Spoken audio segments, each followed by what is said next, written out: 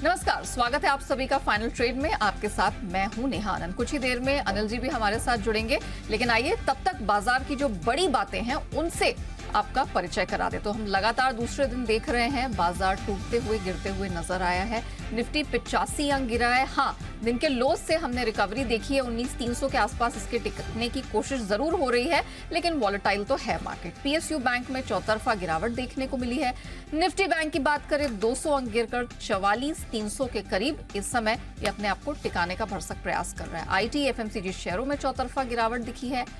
Mid और small cap शेयरों पर नजर डाली जाए तो इसने भी बाजार पर प्रेशर बनाने का काम आज किया है। वहीं अंतर्राष्ट्रीय बाजारों की बात करें तो ऑफ कोर्स डाउ फ्यूचर्स में रिकवरी दिखी है, 75 अंक चढ़ते ये नजर आया है। नास्डैक फ्यूचर्स भी नेगेटिव से पॉजिटिव टेरिटरी में आने की कोशिश में, और यूरोप के बाजारों में हल्की मजबूती डेफिनेटली देखने को मिल रही है।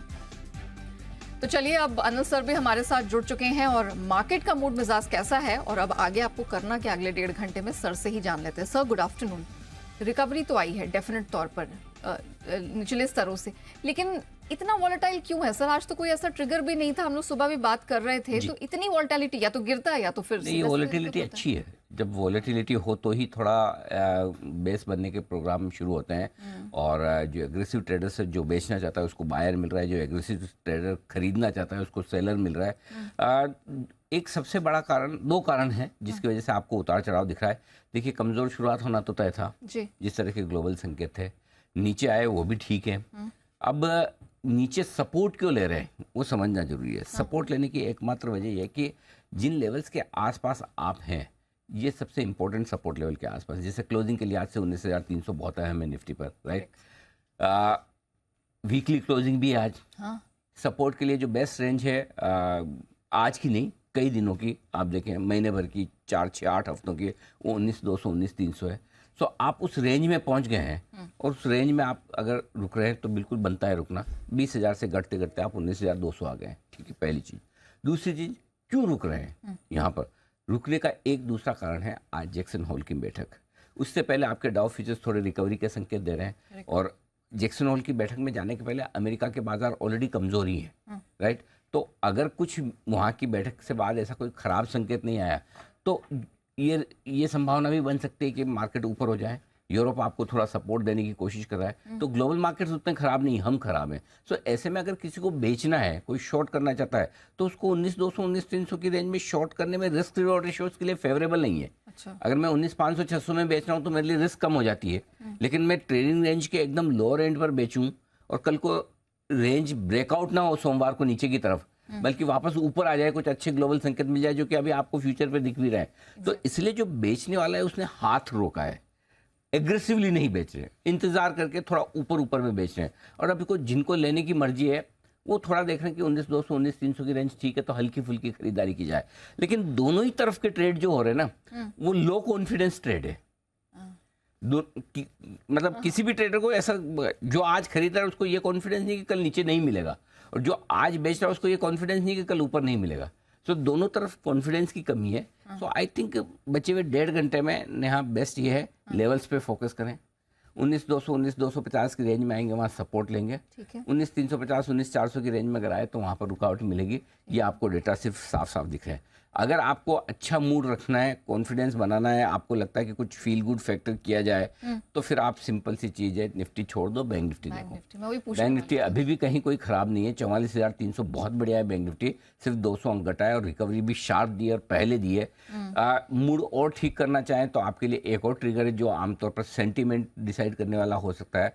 जियो फाइनेंशियल फाइनली आज नीचे का सर्किट लगाकर ऊपर का सर्किट भी लगाया, कम से कम ट्रेड करना शुरू किया है इसने अच्छे से, ढंग ढंग से, राइट। सो चीज़ें थोड़ी थोड़ी ठीक हो रही है। अब आप माइक्रो लेवल पर देखें, कुछ कुछ चीज़ें ठीक हो रही है, जिसमें बैंक निफ्टी का फिर से एक्शन में आना हल्का फुल्का, जियो फाइनेंशियल का ट्रेड थोड़ा शुरू होना, तो ये चीज़ें हैं जो बाजार को गिरने से रोक रही है।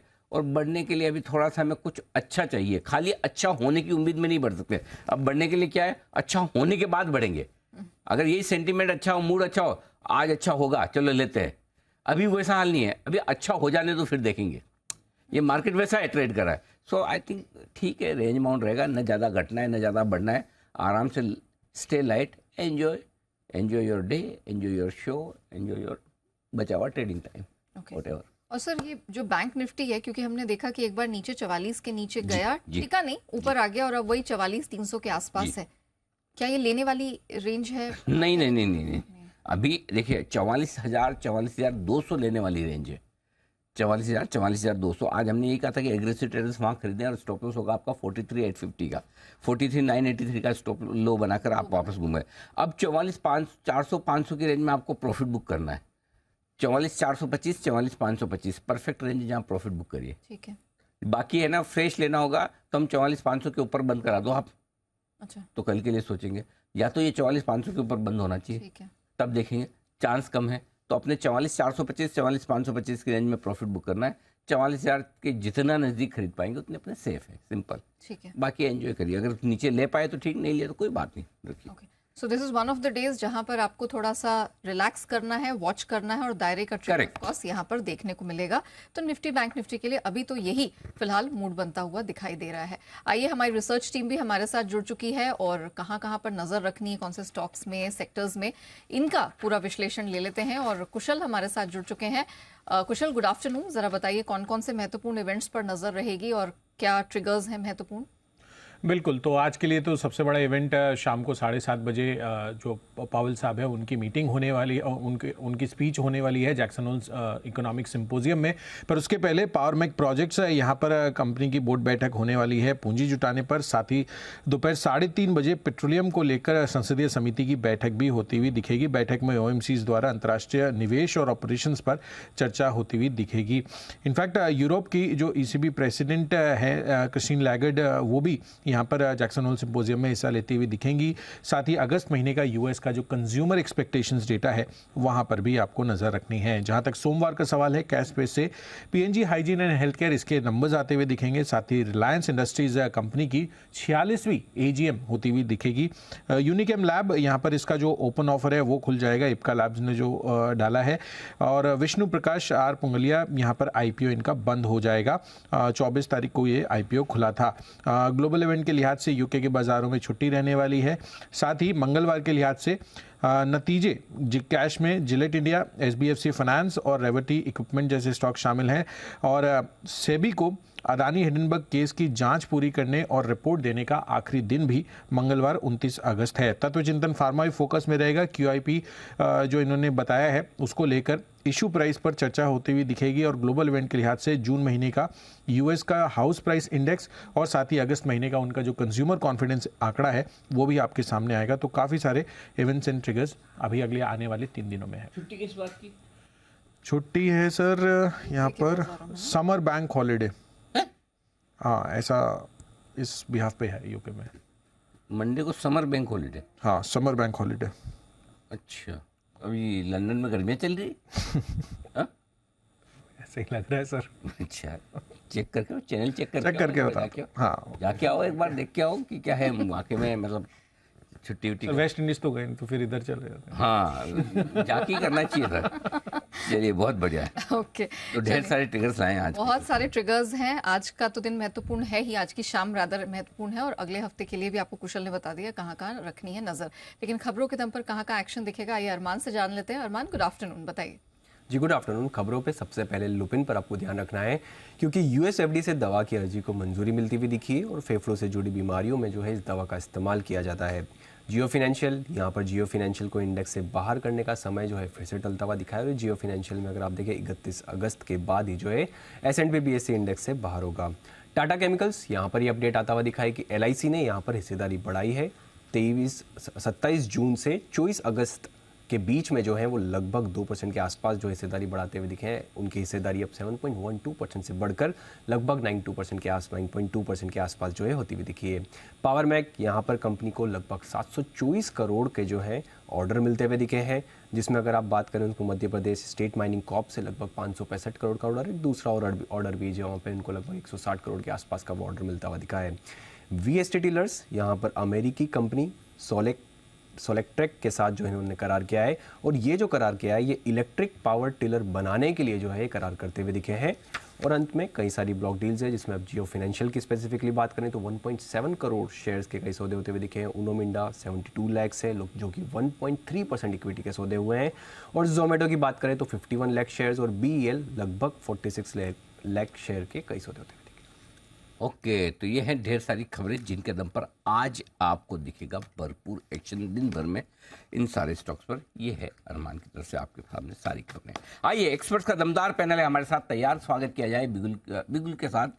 सबसे पहले तो इंट्रोडक्शन करा दूँ, कुणाल जी आ चुके हैं, राकेश जी आ चुके हैं, सुमित जी आ चुके हैं और आ चुके हैं ओके हिमांशु जी भी आ गए हैं, शरद जी आ गए हैं, कुणाल शाह साहब भी आ गए। आप सबका बहुत बहुत स्वागत है।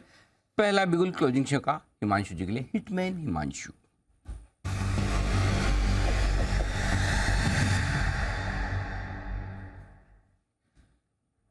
हिमांशु जी स्वागत है आपका, बताएं सर।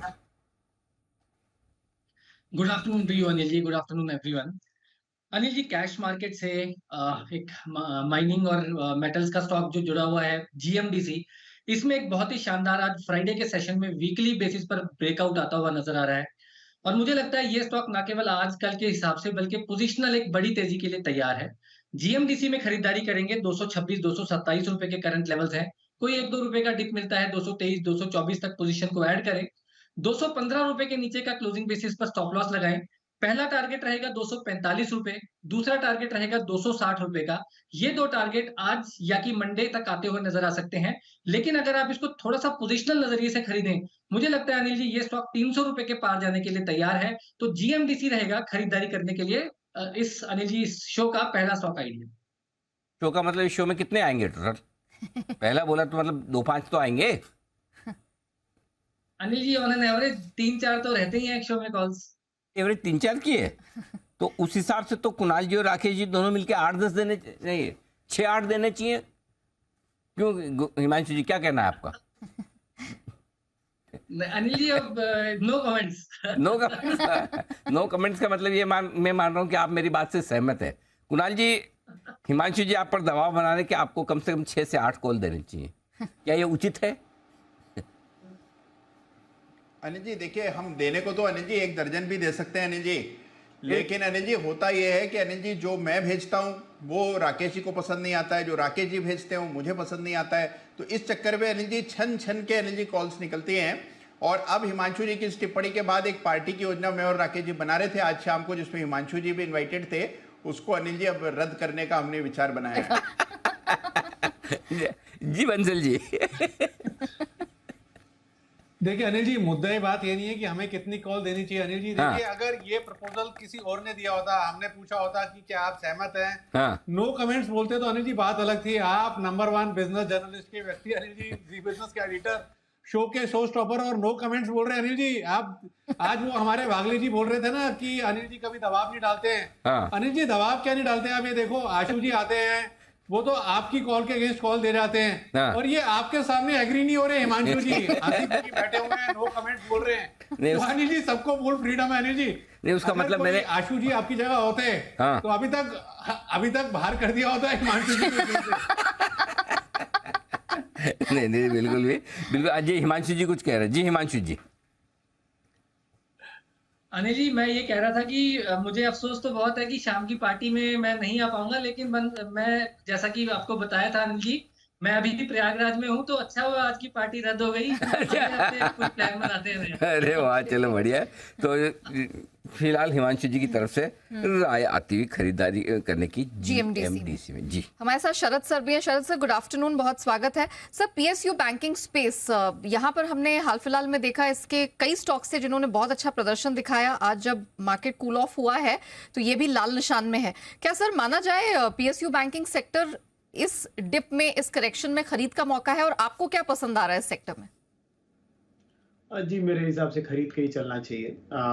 हम लोगों का ये मानना है कि PSU बैंक्स में जो आपको डिफरेंशियल है प्राइवेट सेक्टर बैंक्स के बजाय बनाम, उसमें काफ़ी बढ़िया आपको इम्प्रूवमेंट दिखनी चाहिए और जो डिफरेंस है वो कम होना चाहिए। तो इनके प्राइस टू बुक मल्टीपल्स में एक्सपेंशन की गुंजाइश है।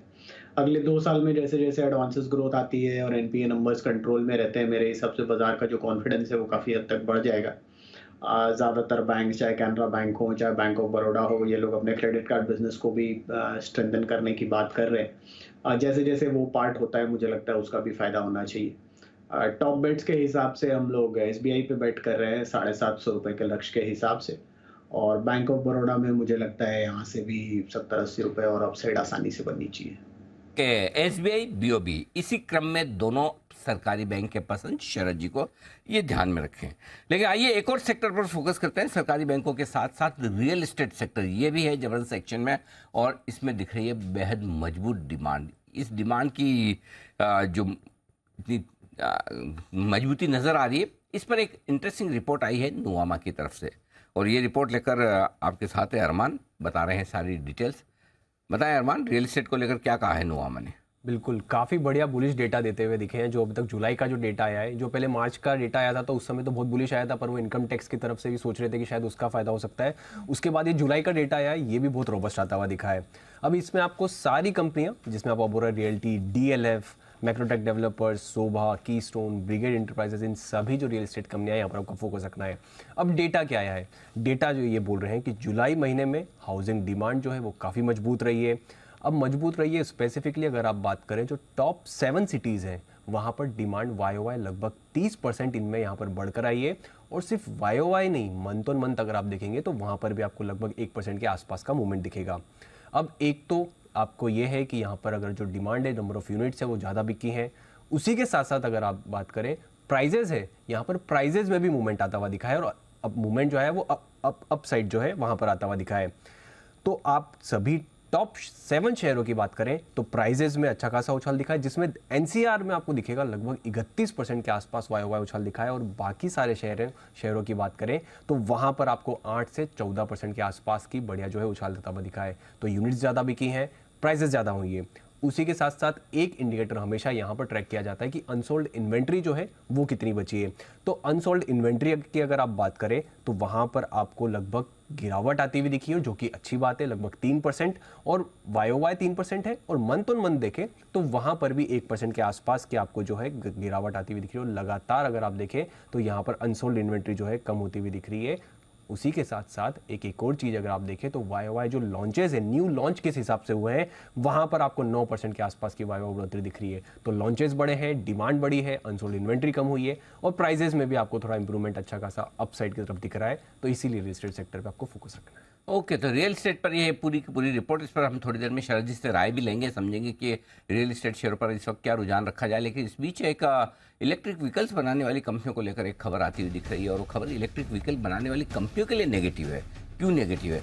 इलेक्ट्रिक व्हीकल अगर आप बाहर से इंपोर्ट करते हैं तो उस पर लगता है टैक्स। कोई भी किसी भी तरह की गाड़ियाँ अगर आप बाहर से मंगाते हैं तो आपको इंपोर्ट ड्यूटी देनी होती है, कस्टम ड्यूटी, इंपोर्ट ड्यूटी, जो भी आप इसे कह दें, वो टैक्स देना पड़ता है। अब इस टैक्स को किया जाएगा कम, 15% लाने पर विचार किया जा सकता है। यानी कि बाहर से गाड़ियाँ इंपोर्ट करना होगा सस्ता।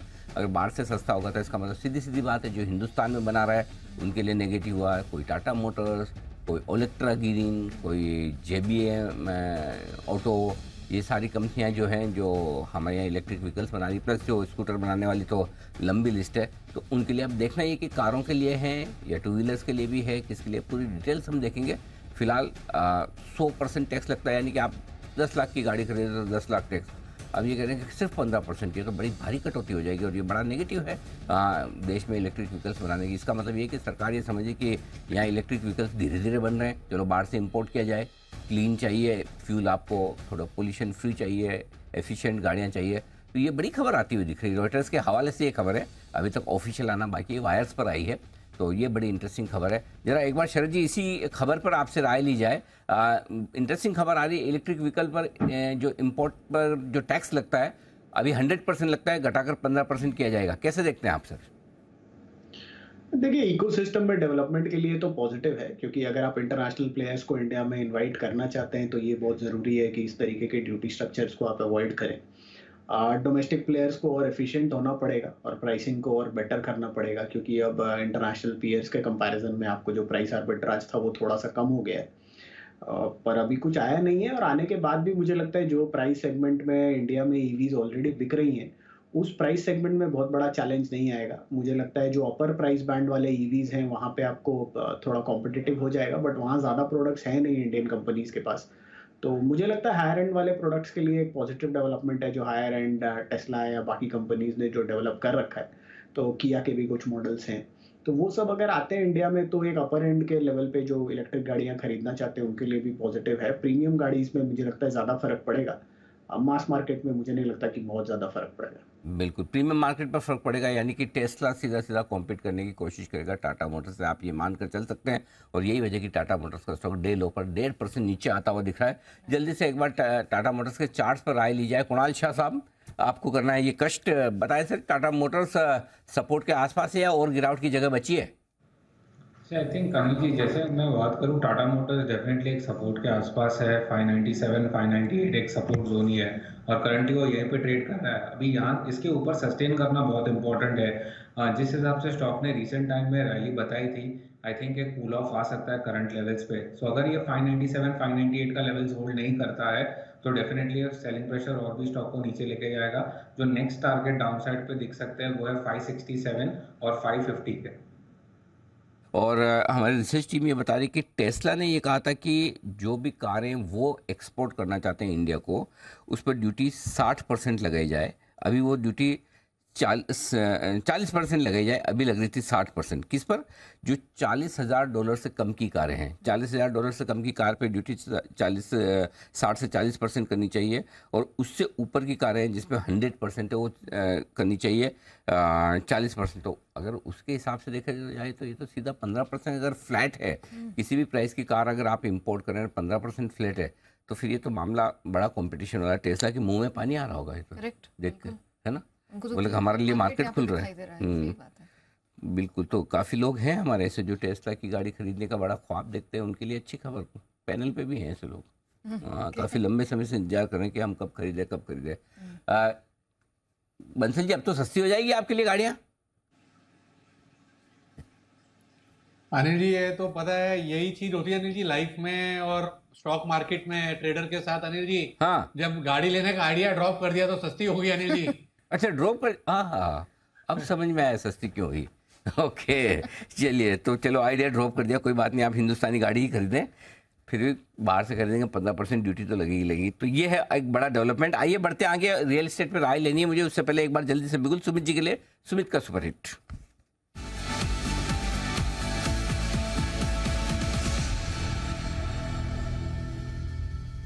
जी सुमित जी, बताएं सर। अनिल जी, एक सेल कॉल अभी रडार पे आया है। 234 का अभी भाव चल रहा है। 234 233.50 का अभी भाव है। स्टॉक का नाम है वेदांता, VEDL। वेदांता के अंदर सेलिंग प्रेशर देखने को मिल रहा है। पिछले 15 से 20 दिनों में स्टॉक में ऊपरी लेवल से दबाव देखने को मिला। उसके बाद लास्ट 3-4 दिनों में छोटा सा पुलबैक आया और पुलबैक सस्टेन नहीं किया और ऊपरी लेवल से वापस से दबाव देखने को मिला। आज एक स्ट्रॉन्ग कैंडल फॉर्म हो रही है जिसमें लास्ट 3 दिनों के लो ब्रेक हो रहे हैं। स्टॉक के अंदर गिरावट बढ़ती हुई देखने को मिल सकती है। नीचे के अंदर 228 225 ये लेवल ट्रेडिंग के लिहाज से देखने को मिल सकते हैं। स्टॉक का जो ऊपर में चार्ट्स के ऊपर रेजिस्टेंस दिखाई दे रहा है 237 238 के पास दिखाई दे रहा है। तो 238 का स्टॉप लॉस लगा के वेदांता में यहाँ पे बिकवाली करके चलने का सलाह रहेगा। नीचे के अंदर इसमें 225 रुपए तक के लेवल आने वाले दिनों में देखने को मिल सकते हैं। तो बिकवाली करें वेदांता 225 के टारगेट्स के लिए 238 के स्टॉप लॉस से। ओके, वेदांता सेल करने की सलाह है 225 के टारगेट के लिए। 238 का स्टॉप लॉस लगाना ना भूलें। एक बिगुल हिमांशु जी के लिए, हिटमैन हिमांशु।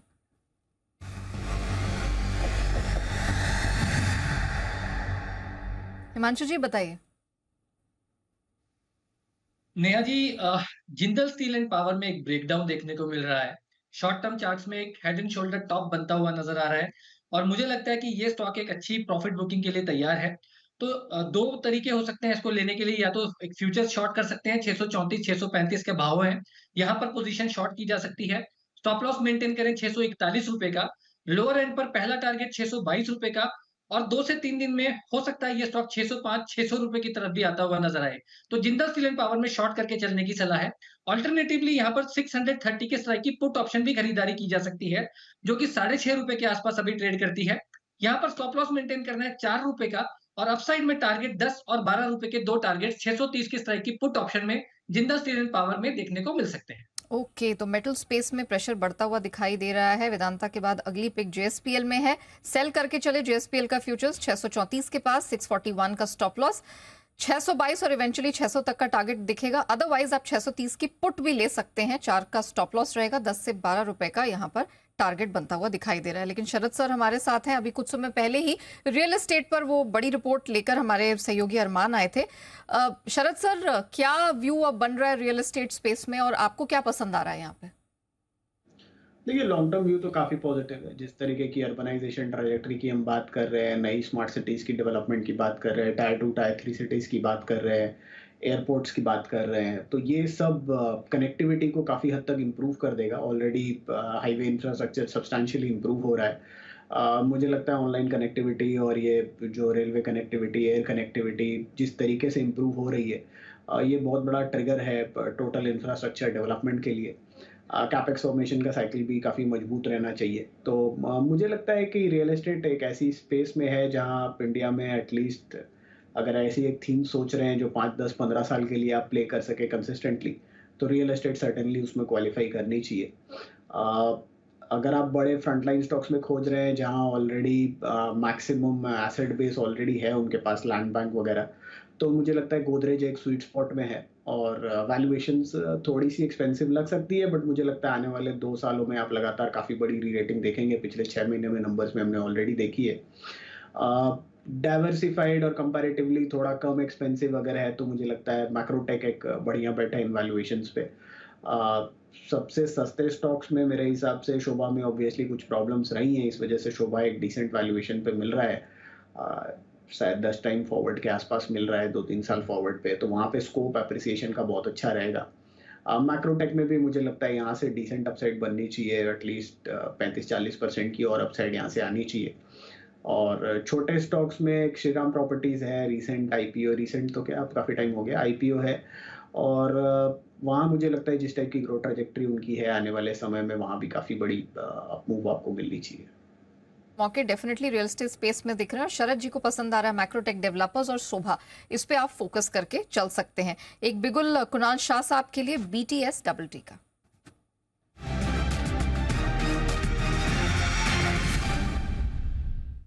कुणाल शाह साहब बताइए। ओवरऑल हमने देखा है कि आज के ट्रेडिंग सेशन में स्पेसिफिकली मार्केट में सेलिंग प्रेशर था, बट एक काउंटर जो एफएनओ के फ्रंट पे मेरे रडार पे बाई साइड पे आया है और स्टॉक का नाम है Torrent Power. Power as a sector हमने देखा है काफ़ी आउट परफॉर्मेंस दिखाया है, and I think Torrent Power ने अभी भी out performance as a power stock दिखाया नहीं है। ओवरऑल मैं उसका लॉन्ग टर्म चार्ट देखूँ तो काफ़ी अच्छा है, एक ब्रॉडनिंग ट्रायंगल का फॉर्मेशन हो रहा है। वीकली चार्ट पे भी एक मॉर्निंग स्टार का पैटर्न बन रहा है जो सपोर्ट के आसपास है। सो बुलिश रिवर्सल्स के साइन क्लियर कट विजिबल है। स्टॉक करंटली 667 के आसपास चल रहा है, आप करंट लेवल्स पे भी लॉन्ग कर सकते हो। स्टॉप लॉस रहेगा डाउन साइड पे 640 का जो उसका स्ट्रॉन्ग सपोर्ट जोन है। अपसाइड पे मैं जो टारगेट एक्सपेक्ट कर रहा हूँ, फर्स्ट है 720 और सेकंड टारगेट है 740 का। सो टोरेंट पावर करंट लेवल से आप लॉन्ग कर सकते हो। रहा है पसंद और 667 करंट लेवल्स पर ले, 720 और इवेंचुअली 740 तक का लेवल यहां बनता दिख रहा है। कुछ बाजिंग स्टॉक्स पर फोकस कर लेते हैं। फर्स्ट सोर्स जबरदस्त स्ट्रेंथ यहां पर बनती हुई दिख रही है, दिन के उच्चतम स्तर के पास ऑलमोस्ट 6-6.5% ऊपर है। बंसल सर, फर्स्ट सोर्स कोई सलाह?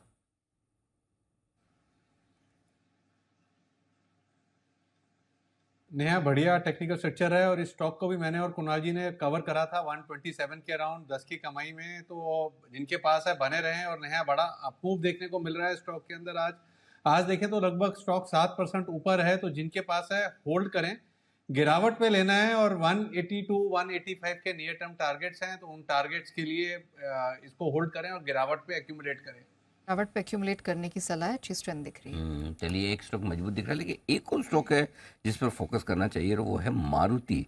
जरा एक बार मारुति के चार्ट्स भी खोले जाएं कुणाल जी, मारुति के चार्ट्स देखिए, क्योंकि ये जो खबर आ रही है अभी इलेक्ट्रिक व्हीकल्स को लेकर, और जिसमें मैं अभी पढ़ भी रहा था कि जो कम प्राइस वाली गाड़ियाँ हैं वहाँ पर कंपटीशन ज़्यादा बढ़ता हुआ दिख रहा है। तो MG की तरफ से जैसा अभी शरद जी हिंट भी कर रहे थे, तो एंट्री लेवल कार्स जो मारुति बना रही वहाँ पर कंपटीशन ज़्यादा बढ़ने का डर है, क्योंकि 2-3 लाख रुपए की गाड़ियों में अगर आपको कंपटीशन से बेहतर टेक्नोलॉजी वाली गाड़ियाँ मिलेगी, तो वहाँ पर लोअर लेवल्स पे कंपटीशन होने के चांसेस भी बढ़ जाते हैं, क्योंकि 5-6 लाख वाली गाड़ियाँ जो है आपकी वैगन आर और वगैरह इनसे नीचे के, हाँ, तो वहाँ पर इनके कंपटीशन के पास काफ़ी बढ़िया गाड़ियाँ हैं एक्चुअली, तो वो एक बड़ा नेगेटिव हो सकता है आपको एंट्री लेवल कार्स पे। यहाँ हायर एंड पे टेस्ला से कंपटीशन टाटा मोटर्स को हो सकता है, और लोअर एंड पे एंट्री लेवल पे एमजी से मारुति को हो सकता है। कुणाल जी, जरा मारुति के चार्ट्स देखिए।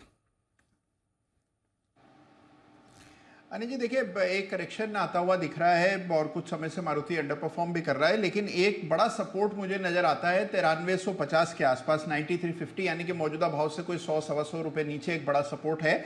मुझे लगता नहीं है कि ये लेवल्स आसानी से टूटेंगे, तो मेरी राय में फिलहाल वेट एंड वॉच करना चाहिए। 9350 का लेवल टूटेगा तब इसमें कोई कमजोरी के संकेत होंगे, अन्यथा मुझे लगता है ये स्टॉक एक रेंज में ही फिलहाल ट्रेड करेगा। तो बिल्कुल, तो मारुति में ये है आपके लिए इस वक्त राय आती है। आइए, सेठी साहब भी हमारे साथ तैयार है और वक्त है सदाबहार सेठी साहब की शॉर्ट टर्म पिक्स का।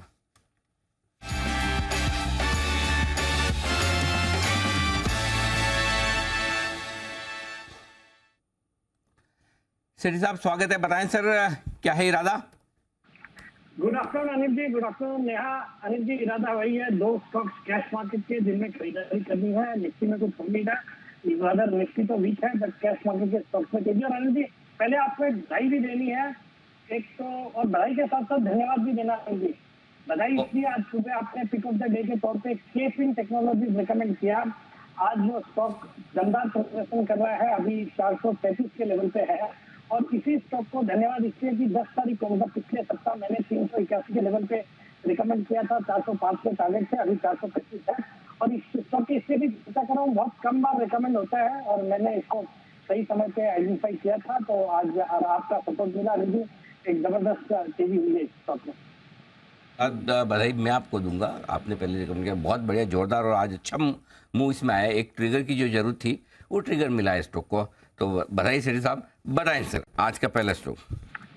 अनिल जी, आज का जो पहला स्टॉक है एक मिड कैप आईटी स्टॉक है। स्टॉक का नाम है सिग्निटी टेक्नोलॉजी, जो अभी 775 के लेवल पे ट्रेड कर रहा है। पहले इसके शॉर्ट टर्म टारगेट 805 के, स्टॉप लॉस रखना है 765 रुपए का। ये एक बहुत ही दमदार क्वालिटी की मिड कैप आईटी कंपनी है, जो कि मेनली क्वालिटी इंजीनियरिंग और सॉफ्टवेयर टेस्टिंग सर्विसेज प्रोवाइड करती है, जो कि मतलब मेनली इंडस्ट्री जिसको कैटर करती है वो है BFSI, health care, life sciences, retail, commerce, energy और यूटिलिटीज। इनके पास फॉर्च्यून 500 में 60 से ज्यादा कस्टमर्स है अक्रॉस 24 कंट्रीज, अक्रॉस 5 कॉन्टिनेंट्स। और कंपनी की artificial intelligence driven prediction tools, इस तरह के भी मल्टीपल सॉल्यूशंस प्रोवाइड करती है। एक जबरदस्त ऑर्डर बुक है, नेट कैश पॉजिटिव कंपनी है और दमदार फंडामेंटल्स है। अभी जो जून क्वार्टर था उसमें 44 करोड़ का पैट रिपोर्ट किया, जो पिछले साल 31 करोड़ का पैट था, तो एक जबरदस्त ग्रोथ दिखा रही है। रिटर्न ऑन इक्विटी बहुत ही हेल्दी है, around 28.56%। Return on capital employed है 35.85%। और सबसे अच्छी बात है, वैल्यूएशन बहुत ही अनडिमांडिंग है, 11 के मल्टीपल पे ये स्टॉक ट्रेड करता है, जबकि इस तरह की जो कंपनियां हैं वो 25 से 30 के मल्टीपल पे ट्रेड करती है। तो बहुत ज्यादा स्कोप नजर आ रहा है इस स्टॉक में। मुझे लगता है इस स्टॉक को डेफिनेटली करंट लेवल्स पे खरीदना चाहिए और target of 805, stop loss of 765। 805 के टारगेट के लिए करें खरीदारी। सिग्निटी, ये है वो स्टॉक, टेक्नोलॉजी वाली कंपनी, यहाँ पर खरीदारी करने की राय। बताएं सेठी साहब दूसरा स्टॉक। आज का जो दूसरा स्टॉक है, स्टॉक का नाम है IG पेट्रो, जो अभी 484 के लेवल पे ट्रेड करता है, 515 के शॉर्ट टर्म टारगेट, 475 का स्टॉप लॉस। ये भारत की one of the largest manufacturers of ferric anhydride है और दुनिया की भी तीसरी सबसे बड़ी प्रोड्यूसर है और one of the lowest cost producer है। और ये जो प्रोडक्ट बनाती है, ये जो फेरिक एनहाइड्राइड, जिसको पैन बोलते हैं शॉर्ट टर्म में, शॉर्ट फॉर्म में, डुओपोली है। भारत में 2 ही कंपनियां हैं जो ये बनाती है, IG पेट्रो है और दूसरी है श्रीमलाई केमिकल। इसका जो केमिकल है उसका यूज होता है पेंट, प्लास्टिक, डाइज वगैरह में। प्लस ये आजकल रोड्स में भी यूज होता है डेवलप्ड वर्ल्ड में, जो भारत में नहीं होता। वंस दैट कम्स तो बहुत बड़ी अपॉर्चुनिटी हो जाएगी। और ये कंपनी एक जर्मन टेक्नोलॉजी यूज करती है, लुर्गी नाम है उस टेक्नोलॉजी का, जिसके कारण इसकी यील्ड भी कंपैरेटिवली पीएस के मुकाबले ज्यादा है। फिर इनका एक एडवांस प्लास्टिसाइजर्स का प्लांट रिसेंटली तलोजा महाराष्ट्र में शुरू हुआ है, तो उसकी इससे भी ग्रोथ आने वाले क्वार्टर सालों में देखने को मिलेगी। बहुत ही दमदार फंडामेंटल्स है, अच्छे रिटर्न रेशियोज है, return on equity is close to 25%, एक जीरो डेट कंपनी है और FISDF भी अराउंड 5.4% स्टेक ओन करते हैं, जिसमें मेनली आदित्य बिरला सनराइज है और वैल्यूएशन के लिहाज से ये भी स्टॉक बहुत ही सस्ता नजर आता है, तो खरीदारी करने की सलाह है और target of 515, stock of 475। Okay तो यहाँ पर दो स्टॉक्स पसंद आए हैं सेठी साहब को। सिग्निटी टेक यहाँ पर 805 के टारगेट के लिए 765 का स्टॉप लॉस लगा के करे खरीदारी और IG पेट्रो 515 का टारगेट 475 का स्टॉप लॉस लगा के करे खरीदारी। लेकिन आइए 2:30 बज चुके हैं और आखिरी 1 घंटे की रणनीति अब सर से समझ लेते हैं 2:30 बजे की स्ट्रैटेजी का बिगुल सर के लिए।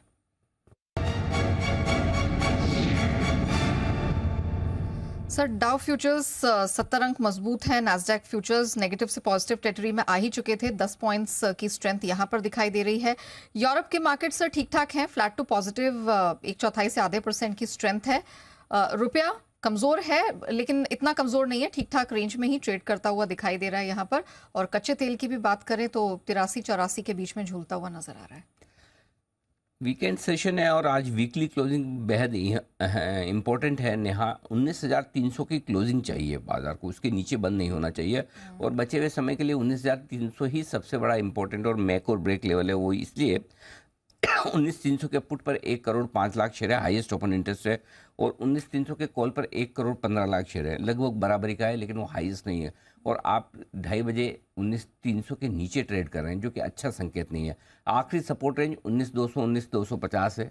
अगर 19,300 के नीचे बंद होते हैं तो भी खतरे का संकेत, और 19,200 के नीचे अगर आप बंद होते हैं तो पक्का आपको लॉन्ग पोजीशन बिल्कुल 100% आज कम करनी चाहिए, क्योंकि तब आपके लिए अगला इंपॉर्टेंट सपोर्ट सीधा 18,800 19,000 के पहले नहीं है।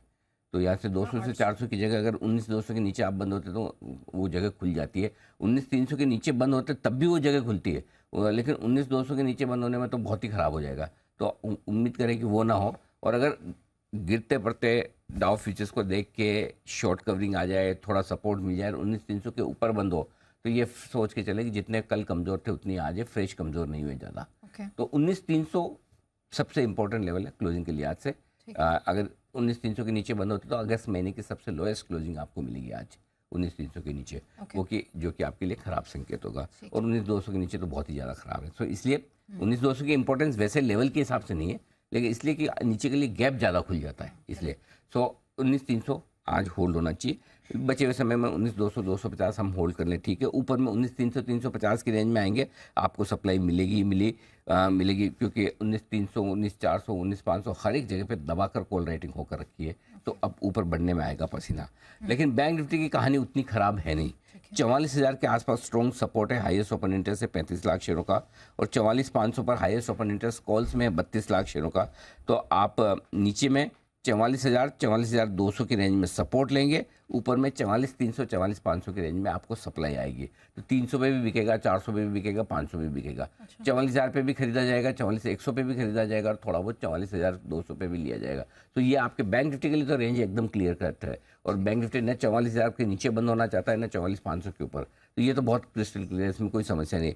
जो समस्या है पूरी की पूरी वो निफ्टी में ही है, जहाँ खुले वहीं पर अब वापस आ गए। 19,300 पे खुले थे, 19,265 पहला सपोर्ट लिया था, 2 बजे 19,300 पे थे, अभी वापस 19,200 पे। तो आज आप देखिए बार बार रिकवरी की कोशिश हो रही है, लेकिन बार बार सप्लाई भी आ रही है। दोनों तरफ हो रहा है।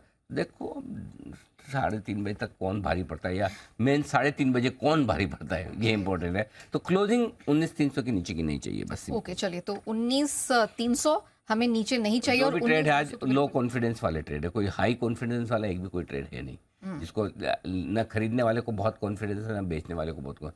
फॉर एग्जांपल अगर आपके सामने जैसे रिलायंस लेके आते हो आप, रिलायंस आज का 25 26 27 28 मंडे को आपकी एजीएम है। अब एजीएम के पहले हमेशा उम्मीद रहती है कि आप खरीदो, वो खरीदने का मन भी होता है। आज तो जियो का सर्किट भी खुला है, लोग लेना चाहते हैं, लेकिन एजीएम है ये खाली आपको मुझे पता है ऐसा तो नहीं, पूरी दुनिया को पता है, लेकिन रिएक्शन नहीं है। तो अब मतलब अब अच्छा जिसको बेचना है वो बेचे तो कैसे बेचारे, एजीएम में बेचू कैसे, है ना। तो न आपसे लिया जा रहा है न बेचा जा रहा है, मतलब वैसा वाला हाल है। और यही हाल न सिर्फ रिलायंस का बल्कि बहुत सारे स्टॉक्स का है मार्केट में। सो अब जैसे सपोज आपकी कोई ट्रेडिंग पोजीशन भी है लॉन्ग साइड पे, अब नुकसान इतना छोटा है कि आपको लगता है कि क्या बेचूं, और बेच दो तो पता चला कि बढ़ गया, ना बेचो तो थोड़ा और घट जाता है। तो बहुत ट्रिकी सिचुएशन है जिसमें आप कोई भी डिसीजन लो, लेने का बेचने का है, होल्ड करने का, तीनों में गलत पड़ने के चांस ज़्यादा है। ना वो गलती बन रहा है ना निकलती है। हाँ, ये वैसा वाला मार्केट है जहाँ आप कुछ भी करो या कुछ भी ना करो तभी आपके फेवर के बजाय आपके अगेंस्ट में ट्रेड जाने के चांस ज़्यादा बन रहे हैं। तो इसलिए शांति रखें, एंजॉय करिए, कुछ ज़्यादा उछल कूद न करें। चलिए, वन ऑफ दोज डेज, लेकिन ऑफ कोर्स हमारी नजर रहेगी और उम्मीद यही करते हैं कि 19,300 के नीचे हमें निफ्टी बंद होते ना दिखे। बैंक निफ्टी की रेंज सर ने बता दी है 44,000 और 44,500, इसी रेंज को पकड़ के बैंक निफ्टी जाता दिखेगा। चलिए, एक बिगुल कुणाल शाह साहब के लिए BTS डबल टी टिकर।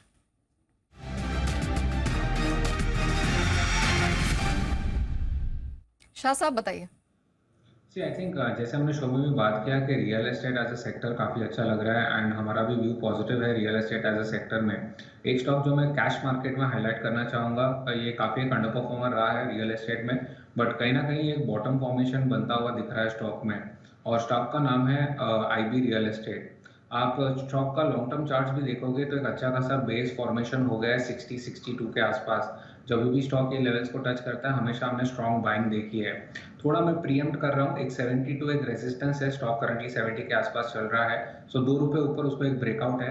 मुझे लगता है ब्रेकआउट आ जाएगा जिस हिसाब से आज वीकली क्लोजिंग आ रही है। वीकली के चार्ट पे भी एक मॉर्निंग स्टार का पैटर्न बना है जो एक बुलिश रिवर्सल पैटर्न है। ये 72 का ब्रेकआउट एक बार निकल जाता है तो जो फर्स्ट टारगेट दिखाई दे रहा है स्टॉक पे वो है 85 का, और सेकंड टारगेट है वो है 92 का। सो आईबुल रियल एस्टेट करंट लेवल से भी आप लॉन्ग कर सकते हो, और लोअर एंड पे जो स्टॉप लॉस आपको मेंटेन करना है वो है 63 का। 63 के स्टॉप लॉस के साथ करे खरीदारी। 72 पार होते ही 85 और इवेंचुअली 92 तक का टारगेट अपसाइड में बनता दिख रहा है। एक बिगुल सुमित जी के लिए, सुमित के सुपरहिट।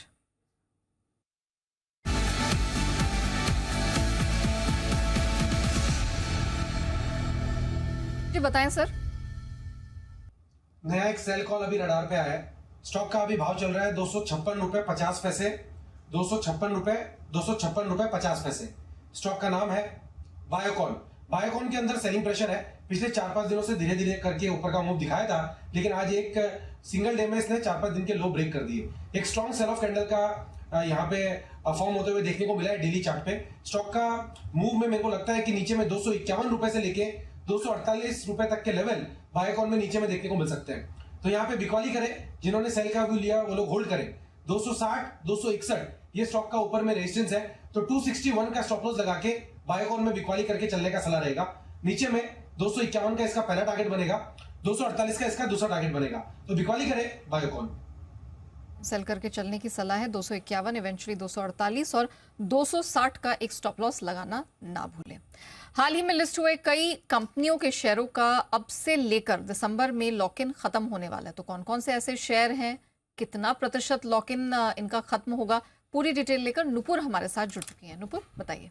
बिल्कुल, दिसंबर अब से लेके दिसंबर तक करीबन 37 कंपनीज के जो है प्री लिस्टिंग शेयर होल्डर्स के जो शेयर्स होते हैं उसका लॉक इन खत्म होते हुए दिखेगा, और करीबन 227 करोड़ शेयर्स सप्लाई के लिए आ जाएंगे मार्केट में। इन 227 करोड़ शेयर में से 126 करोड़ शेयर्स आपको LIC के दिखेंगे, क्योंकि LIC का 1.5 से 2 साल वाला जो लॉक इन का पीरियड है वो नवंबर 13 को ख़त्म होने वाला है। करीबन 20% का बड़ा जो लॉक इन था वो ख़त्म हो जाएगा 13 नवंबर के दिन। इसके अलावा अगले महीना, ये जो सितंबर का महीना स्टार्ट होगा, इसमें भी करीबन 10 ऐसी कंपनीज हैं जिनका लॉक इन खत्म होने वाला है। हाल ही में 3 कंपनी जो लिस्ट हुई है, Yatharth Hospital, SBFC Finance, Concord Biotech, इनका 1 महीने वाला जो लॉक इन है वो खत्म होते हुए दिखेगा। इसके अलावा भी अगर आप देखें तो बड़ी सप्लाई आपको डिग्वी torch, happiest mind, route mobile, HMI agro, Chemcon speciality और केम्स जैसे स्टॉक्स है जहां पे आपको आती हुई नजर आएगी। 20% की सप्लाई आपको इन स्टॉक्स में दिखेगी, क्योंकि इनका भी 1.5 से 3 साल वाला जो लॉक इन का समय है वो खत्म होते हुए नजर आएगा। जितनी भी हाल ही में लिस्टेड हुई है उनका 1 महीने का लॉक इन है। Yatharth Hospital, SBFC Finance, concord, इनका 1 महीने वाला लॉक इन खत्म होगा। इसमें 3 से 4% की सप्लाई आती हुई दिखेगी। 20% वाली जो सप्लाई वाली कंपनीज है उनका बड़ा समय है, 1.5 से 3 साल वाला लॉक इन है जो खत्म हो जाएगा। इन सबसे ऊपर LIC, जिसका लॉक इन नवंबर में खत्म होते हुए दिखेगा। बड़ी सप्लाई वहां पे ओपन अप होती है, लॉक इन वहां पे खत्म हो रहा है। करीबन 126 करोड़ शेयर्स पे लॉक इन खत्म हो जाएगा LIC के लिए। तो काफ़ी कुछ है। 37 कंपनीज हैं जिनके लॉक इन जो प्री IPO के पहले के जो शेयर्स हैं वो दिसंबर तक खत्म होते हुए नजर आएंगे। ओके, चलिए, तो ये पूरी डिटेल आती हुई, और तकरीबन 37 कंपनियां हैं जिनके यहाँ पर हम लॉक इन जो है खत्म होते हुए देखेंगे और उनकी पूरी डिटेल आपके सामने इस समय नजर आ रही है। ओके, चलिए कुछ यहाँ पर बाजिंग स्टॉक्स हैं उन पे भी जरा फोकस कर लेते हैं। और प्रेशर वैसे है मार्केट में, लेकिन कुछ स्टॉक्स अच्छा परफॉर्म कर रहे हैं। इलेक्ट्रो स्टील कास्टिंग 9% से अधिक की स्ट्रेंथ इस समय यहाँ पर नजर आ रही है। कुणाल सरोगी सर, आपसे मैं जानना चाहूंगी, इलेक्ट्रो स्टील कास्टिंग सर इस समय चार्ट्स पे कुछ नजर आ रहा है आपको? देखिए जिस तरह का बहुत अच्छा रन नीचे के लेवल से देखा, लगभग 34-35 रुपए के आसपास ये स्टॉक चलता था, आज आप देख रहे हैं 65 के आसपास चल रहा है।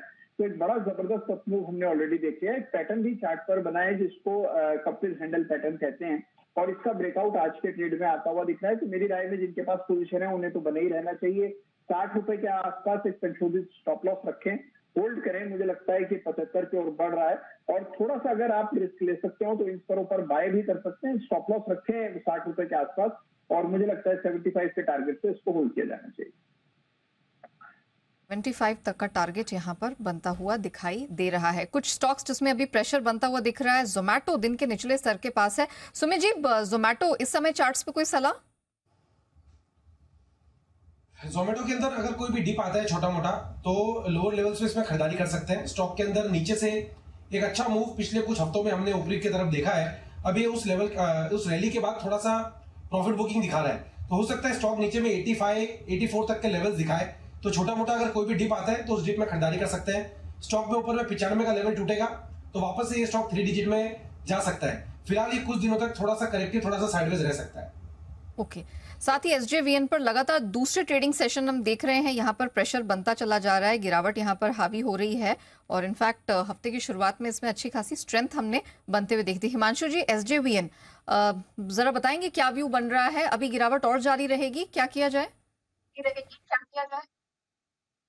नेहा जी देखिए, बड़ा चार्ट सेटअप तो पॉजिटिव ही है, और with in that up trend एक कंसोलिडेशन है जो स्टॉक में देखने को मिल रहा है। तो मुझे लगता है कि अगर इस कंसोलिडेशन के चलते स्टॉक 52 या 53 रुपए तक आता है तो वो फ्रेश खरीदारी के लिए एक अच्छी अपॉर्चुनिटी हो सकती है। तो पोजिशनल जिनके पास है लंबी अवधि के लिए, जिन्होंने लिया है, बिल्कुल स्टॉक में निवेशित रहे। और अगर 52 या 53 तक का डिक्लाइन मिलता है तो वो फ्रेश एंट्री के लिए भी मुझे लगता है कि काफी अच्छी अपॉर्चुनिटी हो सकती है। इसी के साथ एनबीसीसी पर फोकस कर लेते हैं। यहाँ पर प्रेशर बढ़ता चला जा रहा है, डेज लो के पास इस समय ये स्टॉक ट्रेड करता हुआ नजर आ रहा है। बंसल सर, एनबीसीसी इस समय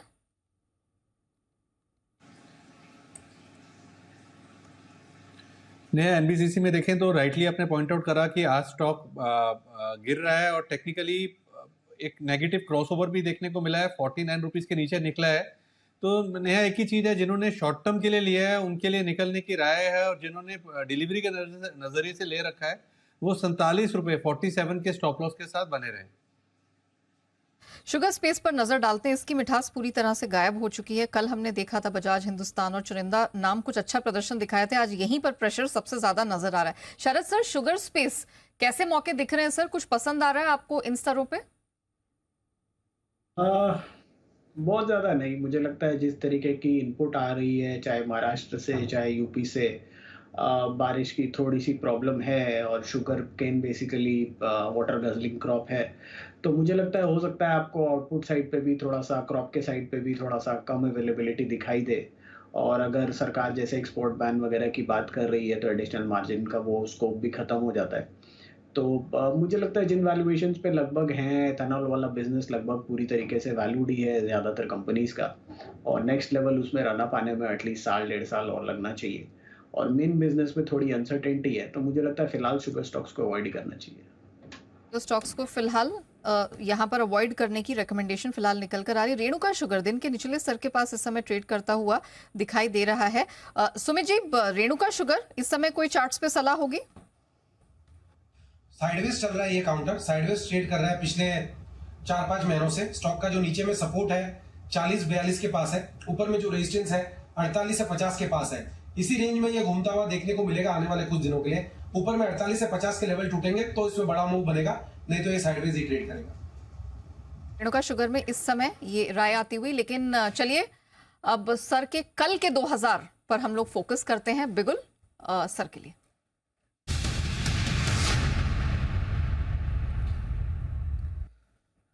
एक्साइड 259 260 की रेंज में यहाँ फ्यूचर्स में बेचने की राय, ध्यान से सुनेगा, मतलब पता चला आप बिना सुने ट्रेड करें तो हाँ, बिकवाली करने की राय। और बिकवाली करने की राय ये कि ये जो अभी इलेक्ट्रिक व्हीकल्स को लेकर जो मामला आया है, जहाँ ड्यूटी घटाने की बात हो रही है, जिसमें चाहे वो कार्स पे, जो भी कार्स आपकी इम्पोर्टेड होकर आएगी उन पर ड्यूटी, या फिर जो भी अगर आप कुछ भी उसके इक्विपमेंट्स प्रोडक्ट्स वगैरह जो भी आप कर रहे हैं उन पर अगर ड्यूटी घटती तो यहाँ बड़ा इम्पेक्ट आएगा उनका। एक तो ये कि अगर कार ही इम्पोर्ट होकर आ रही तो जो बैटरीज की और जिनकी रिक्वायरमेंट यहाँ है वहीं से बन के आ रही। दूसरा, अगर कंपोनेंट पे भी ड्यूटी घटती है तो कंपोनेंट भी बाहर से सस्ते आएंगे, क्योंकि टेस्ला की तो डिमांड ये थी कि हमको कंपोनेंट सस्ते इंपोर्ट करने दो, हम यही असेंबल कर लेंगे। अच्छा, अगर वैसा होता है तो कंपोनेंट सस्ते होकर आएंगे। कार सस्ती आती है तो सीधी कार कंपनियों के लिए, कंपोनेंट सस्ते होकर आते हैं तो कंपोनेंट कंपनियों के लिए। और एक्साइड ने जो इतना बड़ा प्लान बनाया था, वो प्लान पूरा का पूरा बैटरी मैन्युफैक्चरिंग को लेकर, जो इन्होंने इलेक्ट्रिक व्हीकल्स के लिए बड़ा प्लान किया था, तो अगर ये इम्प्लीमेंट होता है, आई डोंट नो अभी इम्प्लीमेंट होगा कब होगा, अभी तक रॉयटर्स ने कहा है, लेकिन होता तो मामला बड़ा हो सकता है। ये 265 ये आपका स्टॉप लॉस का लेवल होना चाहिए, 266 266 का स्टॉप लॉस होना चाहिए, 255 250 और 243 बड़े टारगेट्स हो सकते हैं यहाँ एक्साइड के लिए शॉर्ट करने के लिए। आज से आपके पहले टारगेट पे आने के बाद आप अपनी कॉस्ट पे स्टॉप लॉस ले आए, ट्रेल करते चले और उसके बाद अगले टारगेट्स के लिए या पार्ट प्रॉफिट बुक करते चले। तो 255 250 243 ये 3 टारगेट के लिए बिकवाली करने की राय। 266 का आपका 266 का स्टॉप लॉस होगा एक्साइड में शॉर्ट करने की राय, क्योंकि एक्साइड ने बड़ा इन्वेस्टमेंट अपना वो प्लांट पे जो किया है, बैटरी प्लांट पे, इलेक्ट्रिक व्हीकल को ध्यान में रख के किया है। अगर वहाँ पर किसी तरह के अगर डिसीजंस बदलते हैं तो मामला मुश्किल वाला हो सकता है। ओके, चलिए, तो आज के 2000 फोकस करिएगा, कल के 2000 मंडे के एक्चुअली एक्साइड फ्यूचर सेल करके चले। 266 का स्टॉप लॉस और सर ने वो 3 टारगेट्स डाउनसाइड के दिए हैं, 55 50 और 245, तो यहाँ पर आपको नजर रखने की जरूरत है। आइए कुछ और स्टॉक्स पर भी यहाँ पर फोकस कर लेते हैं। और एलटी फूड्स 6% की कमजोरी इस समय यहाँ पर नजर आ रही है। कुणाल सर, क्या व्यू बन रहा है? कुणाल सरावगी सर, क्या व्यू बन रहा है इस पे अभी इस समय? देखिए नेहा, एलटी फूड यानी दावत में हमने एक बहुत अच्छी तेजी देखी, स्टॉक के 1 वे रैली इसमें देखने को मिली और लगभग आप देखिए कि 90 रुपए के रेट से बढ़कर सीधा 190 तक चला गया और उसके बाद उसी अनुपात में करेक्शन आता हुआ दिख रहा है। पिछले कुछ दिनों से स्टॉक में सुस्ती थी और आज कुछ हम एक्सेलरेटेड करेक्शन देख रहे हैं, तो मुझे लगता है कि थोड़ा करेक्शन स्वाभाविक है और इसमें हो सकता है कि स्टॉक एक बार 160 रुपए 155 रुपए के भाव दिखा दे। वहां पर फिबोनाची के हिसाब से एक मेजर सपोर्ट रीजन है, तो मुझे लगता है 155 से 160 के आसपास कुछ सेटल होना चाहिए, तो वहां पर दोबारा से एंट्री के बारे में सोच सकते हैं। जिनके पास पोजीशन है अच्छे मुनाफे में एक बार प्रॉफिट बुक कर ले तो उसमें भी हर्ज नहीं।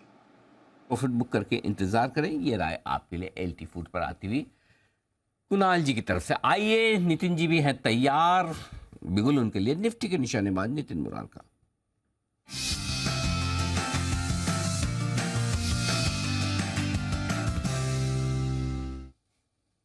बताएं सर। अनिल जी, 19,250 की पुट ऑप्शन लेंगे, 81 में मिल रही है। 19,250 की पुट ऑप्शन 80 81 ऐसे इसी बीच में चल रही है। इसका आज का लो प्राइस है आपका 60 रुपीज का, तो आपको स्टॉप लॉस रखना है 59 का, यानी आपका 21 रुपए का स्टॉप लॉस हो गया। 59 का स्टॉप लॉस है, 80 के आसपास हम खरीद रहे हैं और ऊपर टारगेट बनेंगे। फर्स्ट टारगेट 100 से 105 के बीच में, और अगर उसके ऊपर निकलती है तो 115 के टारगेट बनेंगे। गैप डाउन के बाद भी डेटा नेगेटिव ही बन रहा है, ओवरऑल ट्रेंड में स्ट्रेंथ नहीं है, तो हम यहाँ पे पुट ऑप्शन ले रहे हैं 19,250 की, 80 में टारगेट 100 105, स्टॉप लॉस 59। ओके, 59 के स्टॉप लॉस के साथ खरीदारी करें। 19,250 का at the money put option आपको खरीदना है। यहाँ पर कमजोरी की संकेत आपको आते हुए दिख रहे हैं नितिन जी की तरफ से, थोड़ा और नीचे आ सकता है मार्केट, उस हिसाब से आपको पुट खरीदने की राय उनकी तरफ से आ रही है, ये ध्यान में रखें। आइए बढ़ते आगे और एक बार फिर से जियो फाइनेंशियल सर्विसेज, इसके इंडेक्स से बाहर निकलने की तारीख बढ़ चुकी है। ऐसा क्यों हुआ है, क्या हुआ है, जरा जान लीजिए, समझ लीजिए। हमारे साथ इस वक्त वरुण डिटेल्स लेकर। वरुण बताइए। तो अनिल जी, पहले जो तारीख 29 की थी, 29 अगस्त की, इसको अब 3 दिनों से और बढ़ा दिया गया है और अब जियो फाइनेंशियल जो है वो 1 सितंबर से बाहर होगा। तब तक ये जो है इंडाइसेस का हिस्सा बना रहेगा। आपको याद होगा जब जियो फाइनेंशियल की लिस्टिंग हो रही थी तब भी हमने आपको बताया था कि अगर ये स्टॉक किसी भी 2 दिन लगातार सर्किट लगाता है, लगातार नहीं बल्कि वो 3 दिन जो है उसमें से अगर 2 दिन भी स्टॉक जो है वो सर्किट लगाता है तो इस स्टॉक को इंडाइसेस से बाहर नहीं किया जाएगा। और यही जब से ये स्टॉक की ट्रेडिंग शुरू हुई है तब से इसी तरह के ट्रेंड जो है इस स्टॉक में देखने मिल रहे हैं। आप देखिए 21 तारीख को इस स्टॉक में ट्रेडिंग हुई शुरू 21 अगस्त को, उसके बाद लगातार जो है स्टॉक ने 4 दिन तक लोअर सर्किट लगाए हैं और इसके लिए पहले बार इसका जो बाहर निकलने की तारीख थी उसको बढ़ा दी गई थी और इस तारीख को अब 28 की क्लोजिंग या फिर 29 की स्टार्टिंग से की गई थी। लेकिन कल भी इस काउंटर ने देखिए लोअर सर्किट लगाया। आज भी शुरुआती ट्रेडिंग सेशन में अगर आप देखेंगे तो इस स्टॉक ने लोअर सर्किट लगाया था और एक्सचेंजेस का ये रूल है कि अगर दिन में एक भी बार ये स्टॉक लोअर सर्किट लगा लेता है या फिर अपर सर्किट लगा लेता है तो फिर स्टॉक को अगले दिन जो है वो जो बाहर निकलने की प्रक्रिया है उससे और 3 दिन आगे बढ़ा दिया जाएगा। और यही आज हुआ। 4 दिनों में अगर आप देखेंगे तो 18.5% के आसपास की गिरावट आई, करीब 31,000 करोड़ रुपए के आसपास। आज भी सर्किट लगा तो अब कितने दिन के लिए बढ़ गया? 3 दिन। मतलब आज 3 दिन क्यों? आज तो ऊपर का भी लगाया नीचे का भी 6 दिन दोनों नहीं ऐसा नहीं है। कोई भी सर्किट एक बार अगर छुए तो वो 3 दिन के लिए बढ़ जाता है। वैसे तो अगर दिन में 10 बार लगा दिया तो कभी निकलेगा ही नहीं बाहर। ये बात भी तो है, तो सर्किट कहीं का भी लगना चाहिए। लेकिन हाँ, लेकिन अगर सर्किट लग गया 3 में से कोई भी 2 दिन या तो first and third day, first second या थर्ड डे कोई भी 2 दिन सर्किट लगता है तो ये इनका नियम है कि बाहर नहीं जाएगा। 4 दिनों में स्टॉक 18.5% गिर चुका था। 31,000 करोड़ रुपए के आसपास का मार्केट कैप जो है वो खाली हो चुका था। अब स्टॉक में गिरावट क्यों आ रही है उसकी भी एक बड़ी वजह है। कुछ रिपोर्ट से कह रही है कि कुछ जो पैसिव फंड्स है वो इसमें बिकवाली करेंगे। क्यों? क्योंकि रिलायंस इंडस्ट्रीज से अलग हुआ। रिलायंस इंडस्ट्रीज निफ्टी 50 और बाकी सारे इंडाइसेस का हिस्सा था।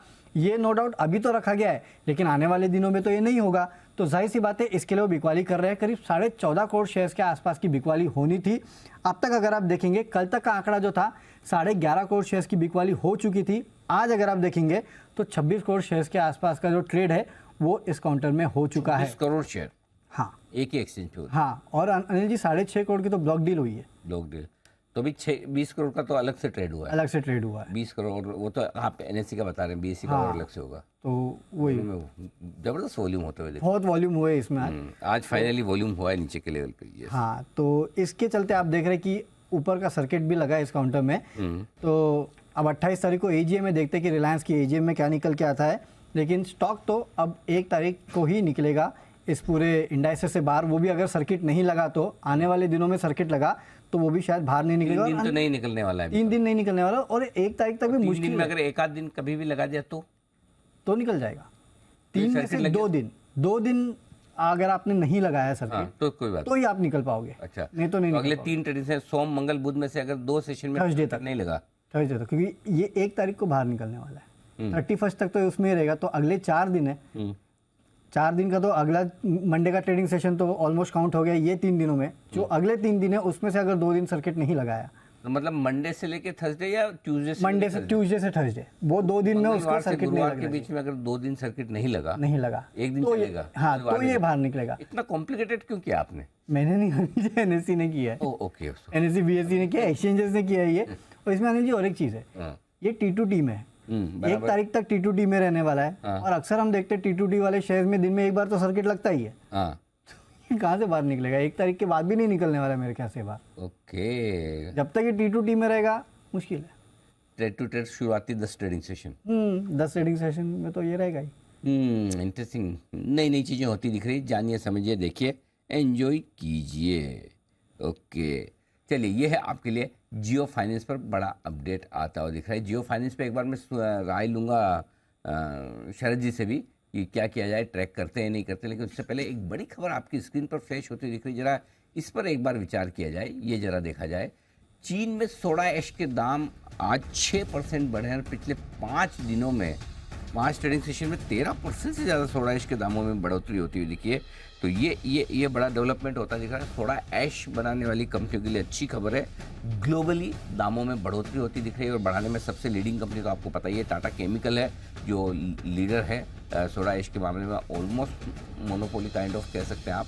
और दूसरी जो दो कंपनियां हिंदुस्तान में, वो DCW और GHCL, ये दोनों भी यही प्रोडक्ट बनाती है, लेकिन चीन में तेज़ी से दाम बढ़ते हुए दिख रहे हैं और पिछले 5 ट्रेडिंग सेशन में 13% दाम बढ़े हैं और आज फिर से 6% का बड़ा उछाल आता दिखा, यानी कि सोडा ऐश की डिमांड और भाव दोनों ही तेजी से बढ़ते हुए नजर आ रहे हैं और ये टाटा केमिकल के लिए एक अच्छी खबर। टाटा केमिकल कमजोर बाजार में भी हरी निशान के साथ मजबूती के साथ ट्रेड करता हुआ दिख रहा है। एक बार जरा इस खबर पर चार्ट पर राय ली जाए। कुणाल सरावगी साहब, जरा चार्ट देखिए टाटा केमिकल के और राय दीजिए अपनी। अनिल जी देखिए, टाटा केमिकल एक बहुत ही स्ट्रॉन्ग बाय सिग्नल आते हुए चार्ट पर नजर आ रहे हैं जी, लेकिन थोड़ा सा पेशेंस रखकर मध्यम से लंबी अवधि के लिए एक्यूमुलेट करें, थोड़ा समय दें इसको, जल्दबाजी में ना रहें। और ये जो 980 960 का बैंड है, यहाँ पर एक बड़ा पुराना ऐतिहासिक सपोर्ट है, उसके करीब ये स्टॉक ट्रेड कर रहा है। तो 965 970 के स्टॉप लॉस से पोजिशनल बेसिस पर बाय करके चले। मुझे लगता है स्टॉक वापस से, अगर आप इसको समय देंगे तो 1150 के लेवल्स आपको दिखाएगा। तो एक पोजिशनल ट्रेड है जिसमें कि एक बड़ा स्टॉप लॉस, बड़ा टारगेट बनता है, तो खरीदारी की राय, खरीदारी करने की राय है आपके लिए। जरा एक बार इस बदलते हालात पे एक बार जरा, चूंकि स्पेशलिटी केमिकल की कंपनियों के लिए और ये केमिकल कंपनियों के लिए अच्छी खबर है, जरा शरद जी से राय ली जाए इस पर। शरद जी, केमिकल कंपनियों के लिए बढ़िया खबर आ रही, क्योंकि अनएक्सपेक्टेडली काफ़ी तेज़ी से दाम बढ़ रहे हैं, लगातार बढ़ रहे हैं, ऐसा नहीं कि वन डे वंडर है। आज 6% बढ़े हैं, सोडा ऐश के दाम 5 दिनों में 13% बढ़ चुके हैं। आपकी क्या राय है? देखिए, काफ़ी बढ़िया करेक्शन आ गई थी और सोडा ऐश की रिक्वायरमेंट लिथियम में भी है और सोलर में भी है। और मुझे लगता है ये दोनों स्पेस ऐसी है जहाँ ग्लोबली हमें बहुत बड़ा इन्फ्लक्स ऑफ कैपिटल और ग्रोथ देखने मिलेगी आने वाले 5-10 सालों में। तो मुझे लगता है लॉन्ग टर्म सस्टेनेबल रहना चाहिए। टाटा केमिकल्स की लीडिंग पोजीशन भी है, तो काफ़ी पॉजिटिव डेवलपमेंट है। कंजर्वेटिवली भी मुझे लगता है अगर बहुत ज़्यादा आप अर्निंग्स एक्स्ट्रापोलेट नहीं भी करें ग्रोथ वगैरह, तो भी टाटा केमिकल को लगभग 12, 13, 15 के आसपास का मल्टीपल भी मिलता है। तो मुझे लगता है 1200, 1300 के आसपास के लक्ष्य, तो 1200 रुपए के लक्ष्य हैं हमारे टाटा केमिकल्स में। और मुझे लगता है जनरली लॉन्ग टर्म में डिमांड काफ़ी रोबस्ट रहनी चाहिए। लॉन्ग टर्म में रहेगी डिमांड रोबस्ट और उस हिसाब से 1200 के टारगेट तो है ही। चलिए, अच्छा शरद जी, एक और चीज़ जो जिसकी मैं जिक्र कर रहा था, जियो फाइनेंशियल पर कोई राय रखते हैं आप इस वक्त? देखिए, शॉर्ट टर्म इन्वेस्टर्स के लिए तो थोड़ा सा मुश्किल होगा, बट मेरा ये मानना है कि रिलायंस एक बहुत यूनिक पोजीशन में है जहां इकोसिस्टम रेडी है, सिर्फ उनको प्रोडक्ट्स उसमें फनल करने हैं। हालांकि बहुत सारे कॉन्ट्राडिक्टिंग व्यूज़ हैं, लोगों को बहुत डाउट है कि फाइनेंस कंपनी को इतनी जल्दी रैंप अप कैसे करेंगे। बट अगर आप मेरे हिसाब से एक लॉन्ग टर्म विशी वॉशी व्यू लेके चलते हैं, तो मेरा ये मानना है कि ये कंपनी अगले 3-4 साल में काफ़ी बड़ी इकाई बन के सामने आ सकती है।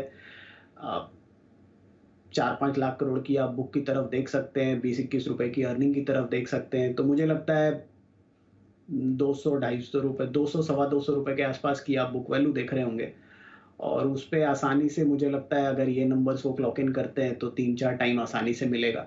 तो अगर आप लॉन्ग टर्म एक मल्टीबैगर आइडिया की तरह होल्ड करना चाहते हैं, तो मैं रिकमेंड, हम लोग के पास जो है, हम लोग तो यही रिकमेंड कर रहे हैं क्लाइंट्स को कि आप होल्ड करिए 700, 650, 700 रुपये तक के लक्ष्य के लिए। चलिए, तो जियो फाइनेंशियल पर वो राय आती हुई, लेकिन वक्त हुआ है एक बिगुल का, राकेश कुणाल जी के लिए पिक ऑफ द वीक का।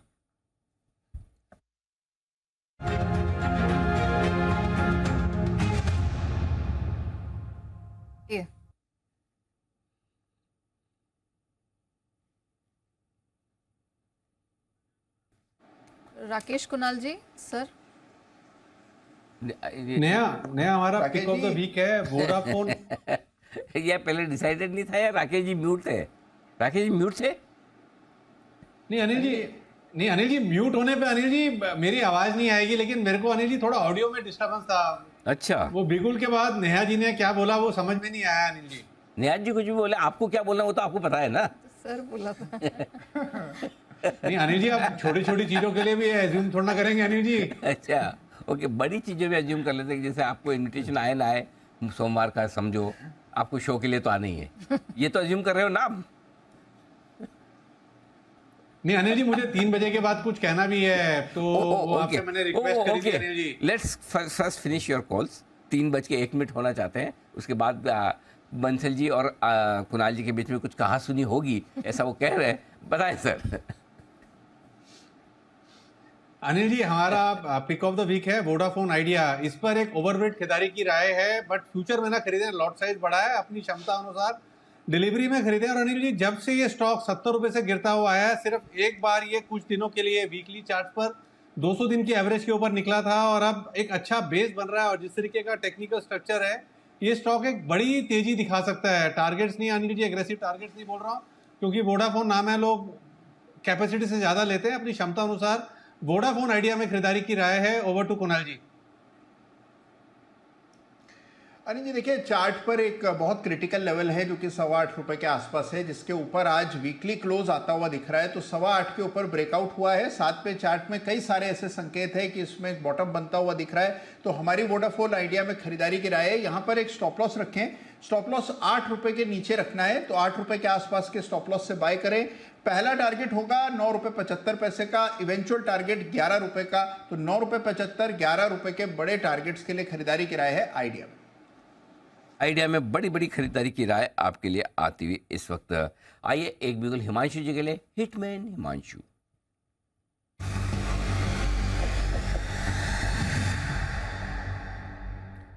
हिमांशु जी फरमाए। अनिल जी, पिछले हफ्ते मैंने एक बार पिक ऑफ द डे में कंडीशनल टीसीएस में बाय कॉल दिया था, जो कि इनिशिएट नहीं हुआ था, और वहां से टीसीएस में लगभग 100 से 150 रुपए की गिरावट देखने को मिली थी। तो उस वक्त वो हायर एंड थी, और वहां पर क्योंकि वो एक अच्छा लेवल था, ब्रेकआउट नहीं आया, और उस ड्यूरिंग दैट पीरियड स्टॉक एक अच्छी करेक्शन दिखा चुका है।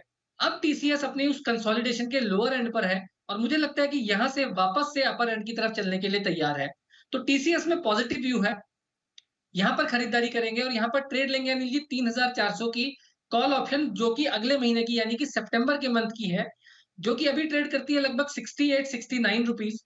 यहाँ पर 55 रुपए के स्टॉप लॉस के साथ 3400 की कॉल ऑप्शन में खरीदारी करके चलने की सलाह है अनिल जी। पहला टारगेट रहेगा अनिल जी यहाँ पर 95 रुपए का, दूसरा टारगेट रहेगा 120 रुपए का। टीसीएस में अनिल जी एक अच्छी तेजी के बाद एक साइडवेज कंसोलिडेशन बनी है। मेरा मानना है 3350 एक बहुत अच्छा स्ट्रॉन्ग सपोर्ट का काम करेगा, और इमीडिएट शॉर्ट टर्म में पहला जो एक इंपॉर्टेंट लेवल है जहां जो मैं वॉच आउट करना चाहूंगा, वो रहेगा लगभग 3450 3460 का, यानी कि यहां से लगभग 60 से 80 रुपए ऊपर। और 3460 के ऊपर जिस दिन अनिल जी ये स्टॉक बंद होगा, 3550 रुपए तक का भी मूव आता हुआ नजर आ सकता है। तो मुझे लगता है कि 20-25 रुपए का डाउन साइड कैप्ड है, और अप साइड में 100 से 150 रुपए की गुंजाइश है टीसीएस में। तो 3400 की सितंबर सीरीज की कॉल ऑप्शन में खरीदारी करके चलने की सलाह है। मतलब सितंबर की सीरीज में निफ्टी को सपोर्ट देने के लिए तैयार हैं हिमांशु जी टीसीएस के माध्यम से। हिमांशु जी यही समझा जाए? अनिल जी कोशिश तो यही है। वेरी गुड, कोशिश ये करते रहे आप। लेकिन एक कोशिश बंसल जी भी कुछ कर रहे हैं, जिसे जरा आप ध्यान से सुनिएगा। हिमांशु जी, बंसल जी कुछ कहना सुनना चाहते हैं, जरा एक बार जान लें। बंसल जी आप अपने विचार इकट्ठा करें, क्या कुछ कहना सुनना चाहते हैं। तब तक एक छोटा सा बिगुल है बीटीएस डबल टी का कुणाल शाह साहब के लिए, उसके बाद मैं आपके पास आता हूँ।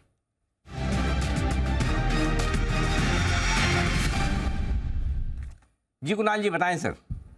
यानी जी एक काउंटर है जो कैश के काउंटर में मुझे रडार में आया है। स्टॉक ने ऑलरेडी प्रीवियसली एक ब्रेकआउट दे दिया था, वापस एक अच्छा मोमेंटम बढ़ता दिखाई दे रहा है। स्टॉक ने अपने 20 डीएमए के ऊपर सपोर्ट भी दिया है। स्टॉक का भाव करंटली चल रहा है 51.7552 और स्टॉक का नाम है DCW। स्टॉक लोअर एंड पे जो सपोर्ट बन गया स्टॉक का वो है 48 का। जब तक 48 का लेवल ब्रीच नहीं करता है मूवमेंट ही रहेगा। अपसाइड पे मुझे जो फर्स्ट टारगेट दिखाई दे रहा है उसका है 59 और सेकंड टारगेट है 62 का। सो DCW का आप करंट लेवल से बाय कर सकते हो। ब्लू यहाँ पर खरीदारी करने की राय है। और अभी अभी हमने खबर फ्लैश भी की कि आज 6% दाम जो बढ़े हैं उसका फायदा DCW को भी मिलेगा ही मिलेगा। 59-62 के टारगेट के लिए करनी है खरीदारी, 48 का स्टॉप लॉस। जी बंसल जी बताएं सर। नहीं अनिल जी, मेरे को बताना ये है, जैसे भी आपने भी बोला मंडे को मिलेंगे, तो अनिल जी एक तो ये है कि सब सुबह से शाम बैठते हैं, तो व्यूअर्स को अपने चाहने वालों को बताना है कि Anil ji I am on leave for 2 weeks. Anil ji 2 full weeks के लिए मैं छुट्टी पर हूँ अनिल जी, और मार्केट भी लाइव नहीं देखूंगा। और अनिल जी मैंने कंडीशनल पावर ऑफ अटॉर्नी दी अनिल जी, उसमें मुझे आपकी हेल्प चाहिए। ओके अनिल जी, एक तो क्या है कि पीछे से कहीं राकेश कुणाल चार्ट कॉर्नर को कुणाल राकेश चार्ट कॉर्नर ना कर दें। और इनको मैंने सख्त हिदायत दी है, 10 की कमाई भी देनी है। सुबह के शो में मिनिमम 1 चार्ट कॉर्नर और आफ्टरनून के शो में 2 चार्ट कॉर्नर। अनिल जी अभी इन्होंने जैसे बोला ना कि सहमति नहीं बन पाती, तो सहमति का काम ही नहीं अनिल जी, अकेले इनको देखना है। तो आफ्टरनून में 2 चार्ट कॉर्नर देने हैं, सुबह में 1 चार्ट कॉर्नर देना है। और ना दें तो अनिल जी मतलब कि आप कैप्टन ऑफ द शिप है अनिल जी, देखना है आपको। और सबसे इम्पोर्टेंट है बिल्कुल का नाम चेंज ना करा दे अनिल जी, कुणाल राकेश जाटकोर। देखो इतना डर लग रहा तो जाओ मत आप छुट्टी पे। हम तो देखो होने में कुछ भी हो सकता है पीछे, मैं कोई गारंटी वारंटी नहीं लेता। कुणाल जी से ज़्यादा प्रेम हो गया तो कुणाल जी बोलेंगे मैं बदल भी सकता हूँ।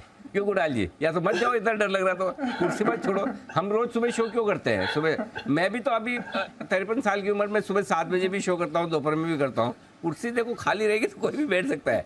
हो सकता है नाम बदल जाए, हो सकता है पार्टनर बदल जाए, हम इस चीज़ की कोई गारंटी नहीं देते हैं। सुमित जी ठीक है ना?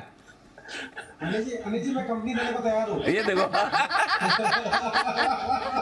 बंसल जी सोच लो, बहुत रिस्क है, आप फिर से सोच लो।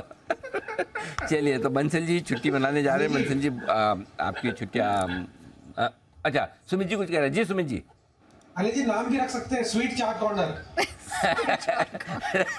पूरा नाम भी आ गया तो बंसल जी आइडिया देने की देर थी। कुणाल जी आपकी विशेष टिप्पणी। अनिल जी देखिए, मैं तो ये कह रहा हूँ अनिल जी, इस कुर्सी पर कोई और बैठे वो तो ठीक है, कुर्सी ना बदल जाए, कुर्सी की जगह सोफा आ जाए।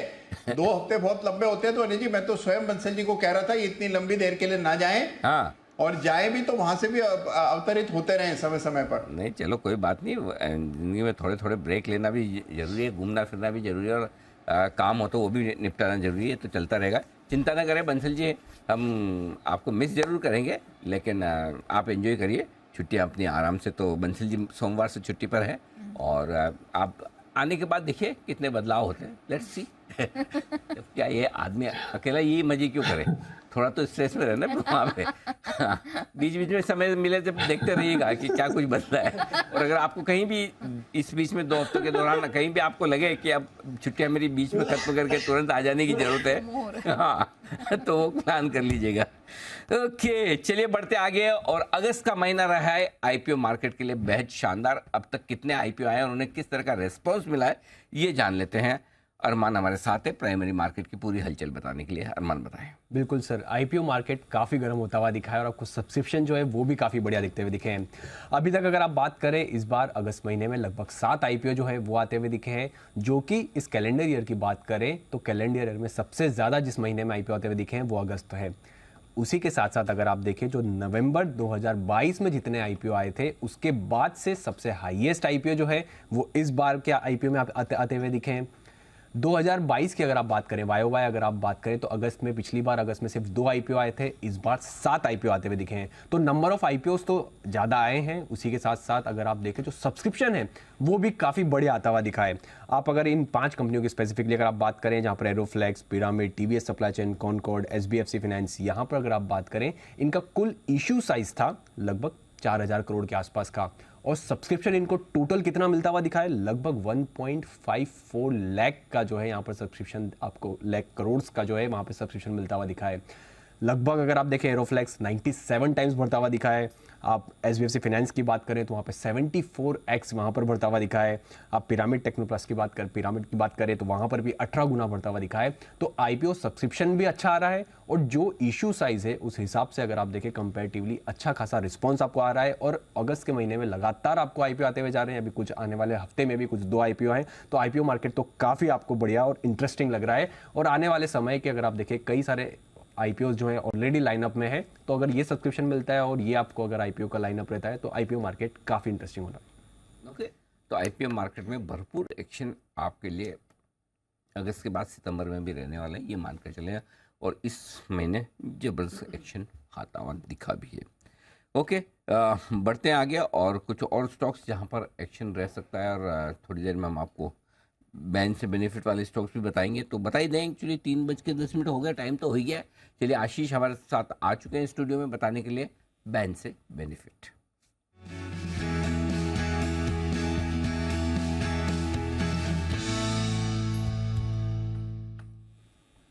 बताएं आशीष, पहले तो कोई बाहर आने वाला है? कई सारे स्टॉक बाहर आ रहे हैं। सारे? कोई नहीं सर, अच्छा लग रहा है nice. अपडेट देते हुए। पीएनबी हो गई है 77% market wide position limit, GNFC है 78, मेट्रोपोलिस है 78, डेल्टा कॉप 79.48 80% से नीचे आ गया। साथ में इंडिया बुल्स हाउसिंग फाइनेंस आज बड़ा मूव भी आया लेकिन पोजीशंस घटी हैं, 79.93% होगी, 80% से नीचे ही आ गया। तो कितने 5 बार आ जाएंगे? डेल्टा, मेट्रोपोलिस, पीएनबी, जीएनएफसी और इंडिया बुल्स हाउसिंग। 5 बार है। 5 बार आ रहा है। एक्सपायरी का हफ्ता मंथ है ना, तो मंथली एक्सपायरी वाला हफ्ता है, तो आना ही है। चलो 5 बार। और अंदर की कोई संभावना सर बनेगी? ये सीरीज तो काफी एक्शन पैक्ड रही है। एस्कॉर्ट्स दोबारा एंट्री करने के लिए तैयार हो रहा है। 115% है। 95-96 आसपास होती तो शायद इसकी पॉसिबिलिटी नहीं होती, लेकिन 115 काफी सिग्निफिकेंट हो जाता है। पॉसिबिलिटी पूरी बन रही है, बैन में आ जाएगा। और एक और स्टॉक ऐसा जिसमें सर काफी बड़े मूव आए हैं, सन टीवी। आज भी थोड़ा ये स्टॉक चला है, करीब 113% आप समझ लीजिए MWPL है। तो 2 स्टॉक आपके पास ऐसे जो एंट्री कर रहे हैं, एस्कॉर्ट्स और सन टीवी, और इसके सामने 5 निकलने के लिए तैयार है। फिर से नाम बता देता हूँ, याद रहेगा, PNB, GNFC, metropolis, delta Corp और इंडिया बुल्स हाउसिंग फाइनेंस जो है बैन में। एक बार इनका भी जिक्र कर देता हूँ, GMR infra, RBL bank, Hindustan copper, Manappuram, India cements और BHEL, ये स्टॉक जो है बैन में बने रहेंगे। ऑलराइट, चलिए, तो ये सारी डिटेल्स अब आपके सामने आ चुकी हैं, लेकिन चलिए यहाँ पर चंद मिनट और बचे हैं और उससे पहले देख लेते हैं कुछ और बाजिंग स्टॉक्स हैं जहाँ पर फोकस कर लेते हैं। L&T दिन के निचले स्तर के पास ट्रेड होता हुआ इस समय नजर आ रहा है। बंसल सर, L&T इस समय कोई राय? नेहा, L&T में देखें तो स्ट्रक्चर अच्छा है, सिर्फ एक रूटीन करेक्शन है और इस करेक्शन पे मुझे लगता है नेहा खरीदना चाहिए। थोड़ा सा और नीचे मिले अगर ये स्टॉक 2610, 2615 के अराउंड मिलता है तो उन स्तरों के अराउंड खरीदारी की राय होगी। नीचे में 2580 के नीचे का स्टॉप लॉस लगाना चाहिए। कल से करेक्शन शुरू हुई थी तो थोड़ा और गिरे तो गिरावट पे खरीदारी की राय है। ओके, इसी बीच कुछ मजबूती वाले स्टॉक्स भी हैं। सिरमा SGS यहाँ पर डेज हाई पर से ट्रेड करता हुआ हमने देखा है। सुमित जी, सिरमा SGS जरा बताइए चार्ट्स कैसे दिखाई दे रहे हैं? ये स्टॉक में मेरे को लग रहा है कि पोजीशंस होल्ड करके चल सकते हैं। स्टॉक के अंदर अच्छा खासा ब्रेकआउट है, कंटिन्यूस अप ट्रेंड के अंदर में है। आज भी बहुत स्ट्रॉन्ग कैंडल फॉर्म हुई है और आज इंट्राडे के अंदर करीब 40 से 45 रुपए का मूव स्टॉक के अंदर देखने को मिला है। तो स्टॉक के अंदर मूव और बनेगा। ट्रेलिंग स्टॉप लॉस लगा के पोजीशंस होल्ड करें। फ्रेश खरीदारी अभी सही नहीं है, कोई भी डिप आता है तो खरीदारी कर सकते हैं 525 530 के लेवल तक। ऊपर में 550 और 575 ये लेवल शॉर्ट टर्म में सिरमा के अंदर देखने को मिल सकते हैं। कुणाल सर, गैब्रियल इंडिया जबरदस्त स्ट्रेंथ यहाँ पर दिखाई दे रही है, 9.5% ऊपर है। सर कैसे मौके गोइंग फॉरवर्ड आपको दिख रहे हैं इसमें? देखिए नेहा, गैब्रियल बहुत ही मजबूत चार्ट है और इसमें हमने एक ब्रेकआउट आते हुए देखा और बहुत शार्प अप मूव देखने को मिल रहा है। मुझे लगता है कि बिल्कुल और स्टीम इसमें बाकी है। जिनके पास पोजीशन है एक टाइट ट्रेलिंग स्टॉप लॉस रखकर होल्ड करें। मुझे लगता है 325-30 के भी लेवल्स आ जाएं तो कोई आश्चर्य की बात नहीं है, लेकिन एक ट्रेलिंग स्टॉप लॉस अवश्य रखें और नई खरीदारी ना करें क्योंकि अब ये स्टॉक काफी बढ़ चुका है। गिरावट में किसी डिप में खरीदारी की सोचे। जिनके पास पोजीशन है बने रहने की राय।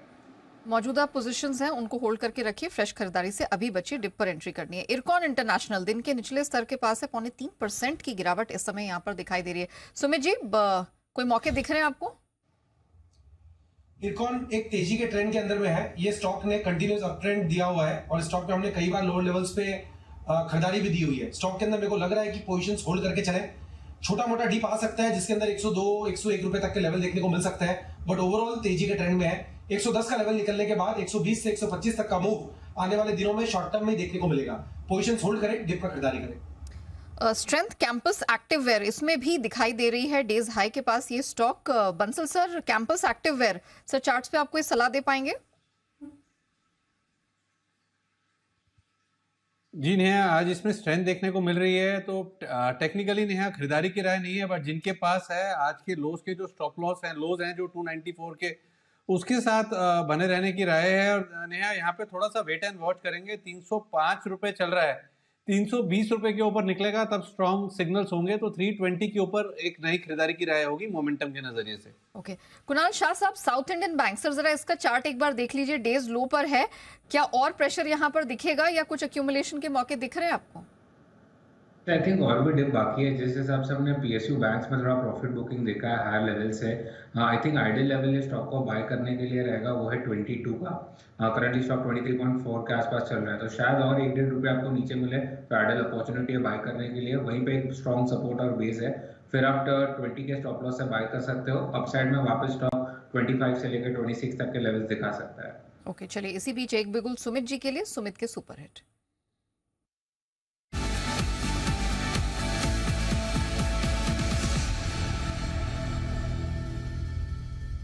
सुमित जी बताइए सर। मेरे पास एक सेल कॉल अभी रडार पे आया है। ऑटो सेक्टर के अंदर सिलेक्टेड स्टॉक्स में कुछ दबाव देखने को मिल रहा है। जो स्टॉक अभी मेरे रडार पे आया है उसका अभी भाव चल रहा है 4580, 4579, 4579, 4580 का अभी भाव है। स्टॉक का नाम है बजाज ऑटो। बजाज ऑटो के अंदर सेलिंग प्रेशर है। पिछले 15 से 20 दिन का अगर चार्ट देखते हैं तो हर लेवल पे इसके अंदर सेलिंग प्रेशर आया है। कुछ बीच में 4-5 दिनों के लिए छोटा सा साइडवेज टूवर्ड्स अपवर्ड मूव आया था, लेकिन वो भी सस्टेन नहीं कर रहा और ऊपरी लेवल से दबाव देखने को मिल रहा है। बजाज ऑटो के अंदर यहां से अगले हफ्ते तक एक अच्छा करेक्शन देखने को मिलना चाहिए। यहां पे बिकवाली करके चलने का सलाह रहेगा। जिन्होंने सेल किया है वो लोग होल्ड करें। स्टॉक का जो ऊपर में रेजिस्टेंस है 4625, 4630 के पास है, तो 4630 का स्टॉप लॉस लगा के बजाज ऑटो में यहां पे सीएमडी पे बिकवाली करें। नीचे में जो टारगेट देखने को मिल सकते हैं, पहला टारगेट बनेगा 4525 का 4525, दूसरा टारगेट बनेगा 4500 रुपए का। ये दोनों टारगेट शॉर्ट टर्म के ट्रेडिंग के टारगेट है। बिकवाली करे बजाज ऑटो 4630 के स्टॉप लॉस से 4525, 4500 के टारगेट्स के लिए। चलिए, बजाज ऑटो सेल करके चलने की सलाह है। 4630 का लगा ले स्टॉप लॉस। पहले आपको यहाँ पर टारगेट 4525 का नीचे मिल जाएगा और इवेंचुअली 4500 तक का भी टारगेट यहाँ पर बनता हुआ दिखाई दे रहा है। कुणाल शाह साहब, सर एक बार आईआरबी इंफ्रा का चार्ट देखिएगा सर, डेज लो पर है, कोई सलाह इस समय? भी एक ऐसा चार्ट रहा है जब हमने 2 दिन पहले एक अच्छा खासा वॉल्यूम्स के साथ बाइंग देखी थी, पर हायर लेवल पर रिजेक्शन हमेशा आ ही जाता है। सो स्टॉक काफ़ी वोलेटाइल है। करंट लेवल्स पे तो डेफिनेटली मैं बाय रिकमेंड नहीं करूंगा। मैं अगर 2930 के ऊपर क्लोज देता है तो क्लोजिंग बेसिस पे बाय करना चाहिए। लोअर एंड पे जो नेक्स्ट सपोर्ट बनता है स्टॉक के लिए 25। सो करंट लेवल्स पे मेरा व्यू अवॉइड है आईआरबी इंफ्रा में। ओके, इसके साथ ही हमने देखा है गल्फ ऑयल लुब्रिकेंट्स, इसमें आज प्रेशर कुछ ज्यादा बढ़ता हुआ नजर आया है। इस पर एक बार फोकस कर लेते हैं। बंसल सर, गल्फ ऑयल इस समय कोई सलाह आप दे पाएंगे?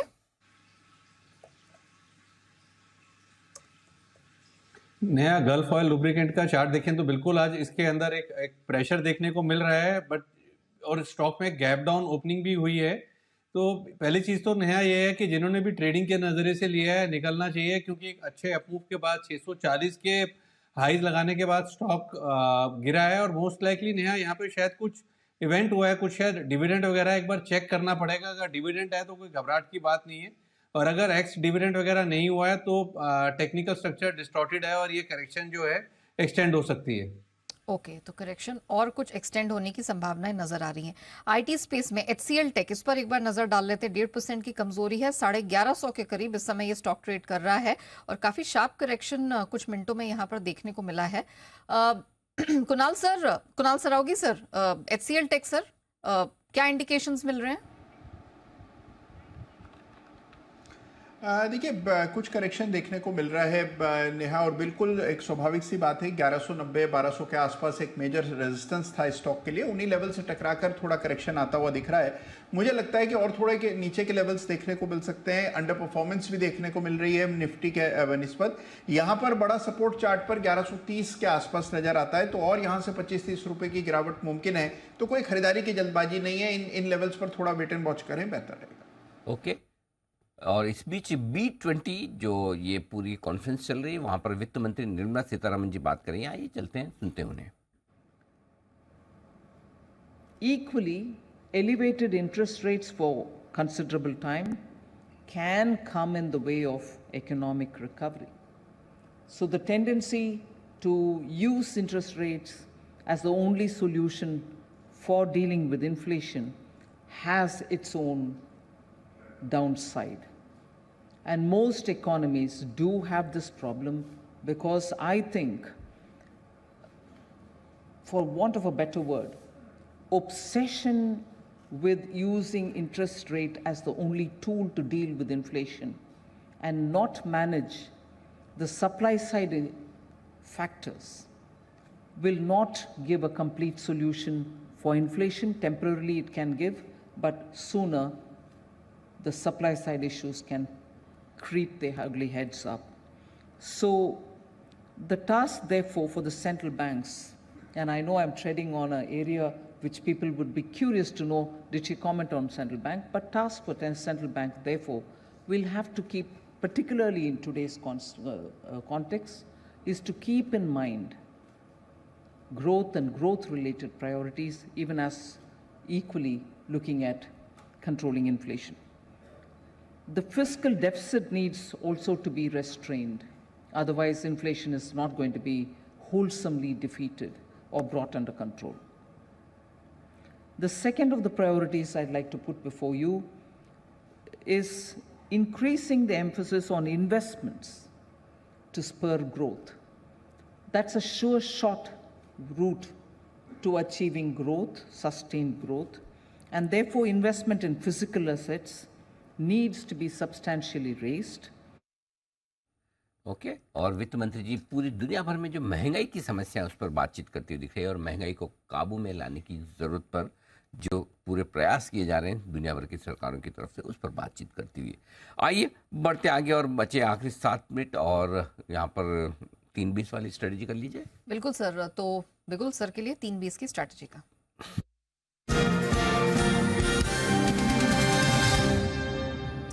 चलिए सर, ग्लोबल मार्केट्स में आपको बता देती हूँ, डाउ फ्यूचर्स इस समय होल्ड आउट कर रहा है, 55 अंकों की स्ट्रेंथ इस समय वहां पर नजर आ रही है। वहीं नास्डैक फ्यूचर्स की बात करें, बड़ी मशक्कत कर रहा है, 3 पॉइंट ऊपर इस समय यहाँ पर ट्रेड होता हुआ नजर आ रहा है। यूरोप के मार्केट्स थोड़े से मजबूती दिखाने की कोशिश कर रहे हैं, 1/3-0.5% ऊपर। और जहां तक सर क्रूड का सवाल है, क्रूड भी अपने आप को होल्ड आउट करने की कोशिश कर रहा है, असमंजस का माहौल यहाँ पर भी बना, लेकिन रिकवरी जरूर आई है। क्या करें सर? लेकिन यहाँ 19,300 के नीचे बंद हो रहे हैं हम बड़े लंबे समय बाद में। मतलब आपको कितने दिनों बाद आप जान के दंग रह जाएंगे। देखिए अगस्त में पहली बार 37 ट्रेडिंग सेशन ऐसे हो गए जब हम 19,300 के नीचे बंद हुए। 37 ट्रेडिंग सेशन। अब इसी के साथ एक डेटा और भी है, 39 ट्रेडिंग सेशन 18,950 के ऊपर बंद हो रहे हैं। 2 ही ट्रेडिंग सेशन का फर्क है। तो इसलिए मैं बार बार आपको कहता हूँ ना, 19,000 और 19,200 के बीच में जगह नहीं है। 18,950 39 ट्रेडिंग सेशन। तो अगला स्टॉप लॉस आपका क्लोजिंग बेसिस पे 18,950 का बनेगा, जो कि यहाँ से 300 पॉइंट दूर है। लेकिन आज के लिए एक बार अगर आप BTST ट्रेड्स करें तो आप 19,300 के नीचे बंद होने पर आपको अपनी तेजी की पोजीशन कम कर लेनी चाहिए, इसमें कोई डाउट ही नहीं। और अगर आप फिर भी एक दिन के लिए इंतजार करना चाहें कि फॉल्स ब्रेकडाउन ना हो, तो फिर आप ऑप्शंस के जरिए हेज जरूर करें। फिर आपको पुट ऑप्शन जरूर कुछ ना कुछ रखना चाहिए, क्योंकि आज क्या है, अमेरिका में इंपॉर्टेंट दिन है और 19,250 पे आप शॉर्ट भी नहीं करना चाहेंगे कि इस लेवल पे शॉर्ट करें कि आज पहली बार क्लोजिंग दे रहा है।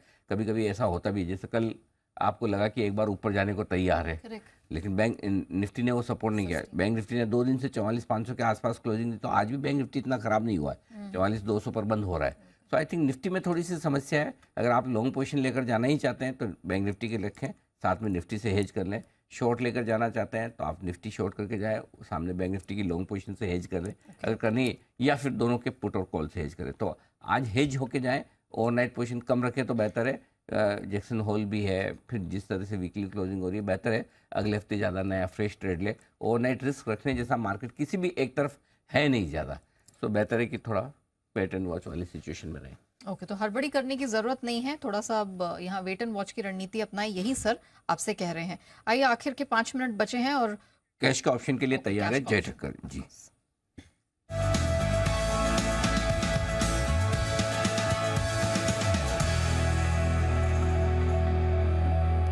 बताइए जय। Well, good afternoon to you, Anil ji, and good afternoon to you, Neha. Anil ji, market at its lower end of the lower end पर है आज के दिन के, और ये जो पूरी रेंज बनी हुई है उसके भी लोअर एंड पर है अनिल जी। एंड एक और इंटरेस्टिंग अगर आप डेटा देखें तो this is going to be the 5th week which is going to be in the negative territory, और ये सेकंड टाइम ऐसा हो रहा है अनिल जी कि हम 5 कंसेक्यूटिव नेगेटिव वीकली क्लोज देख रहे हैं। एंड 19,300 जो आपने लेवल बताया बिल्कुल सही है अनिल जी, उसके नीचे क्लोज होना 19,310 स्पेसिफिकली, उसके नीचे definitely there can be a good downside of almost 250-300 points. और अगर ये बच गया है लेवल 19,200 का तो शायद इतना ही तेज आपको एक बाउंस भी आते हुए देखने मिल सकता है। तो आइदर साइड का मूव प्ले करने के लिए आप निफ्टी का 19,200 का पुट लीजिए 81 पर, और 19,300 का कॉल लीजिए 67 पर। इसकी जो अनिल जी टोटल लागत होगी आपकी वो 148 की होगी। सो 19,200 का पुट 81 पर खरीदे, कॉल ऑप्शन 19,300 का 67 पर खरीदे, 148 की आपकी लागत होगी। यहाँ पे कंबाइंड स्टॉप लॉस आपको लगाना होगा 95 का अनिल जी, 95 का कंबाइंड स्टॉप लॉस लगा के 210 से लेकर 250 आपके ये टारगेट्स बनेंगे कंबाइंड प्रीमियम। मुझे ऐसा लग रहा है कि एक बड़ा मूव आपको यहीं से आते हुए देखने मिलेगा, बिकॉज बैंक निफ्टी ने होल्ड आउट किया, निफ्टी लोअर एंड पर आ चुका है अनिल जी। अगर ये लेवल्स होल्ड आउट करते हैं after 5 consecutive negative weekly close, then we are back to 19,500 and if it breaks then yes we are going towards 18,950 19,000। तो 200-300 पॉइंट का मूव किसी एक तरफ आने की तैयारी अगले हफ्ते में है और ऐसे में आपको 19,200 का पुट खरीदना है, 19,300 का कॉल ऑप्शन खरीदना है। 19,200 का पुट खरीदना है 81 रुपये में, 19,300 का कॉल खरीदना है 67 रुपये में। करीबन 150 रुपये के आसपास में आपकी ये स्ट्रेटजी बन जाएगी। 95 रुपये का स्टॉप लॉस रखना है, right sir? Perfect Anil ji. 148 पर बन रहा है, 95 का स्टॉप लॉस रहेगा। 210-250 के टारगेट्स, 210-250 के टारगेट के लिए करनी है खरीदारी। लिखो भाई फटाफट। 19,200 का पुट खरीदना है, 19,300 का कॉल खरीदना है। पर 150 में बनेगी स्ट्रेटजी, 95 का 148 में 150 और 95 का स्टॉप लॉस, 210-250। बिल्कुल सुमित जी के लिए सुमित का सुपर हिट।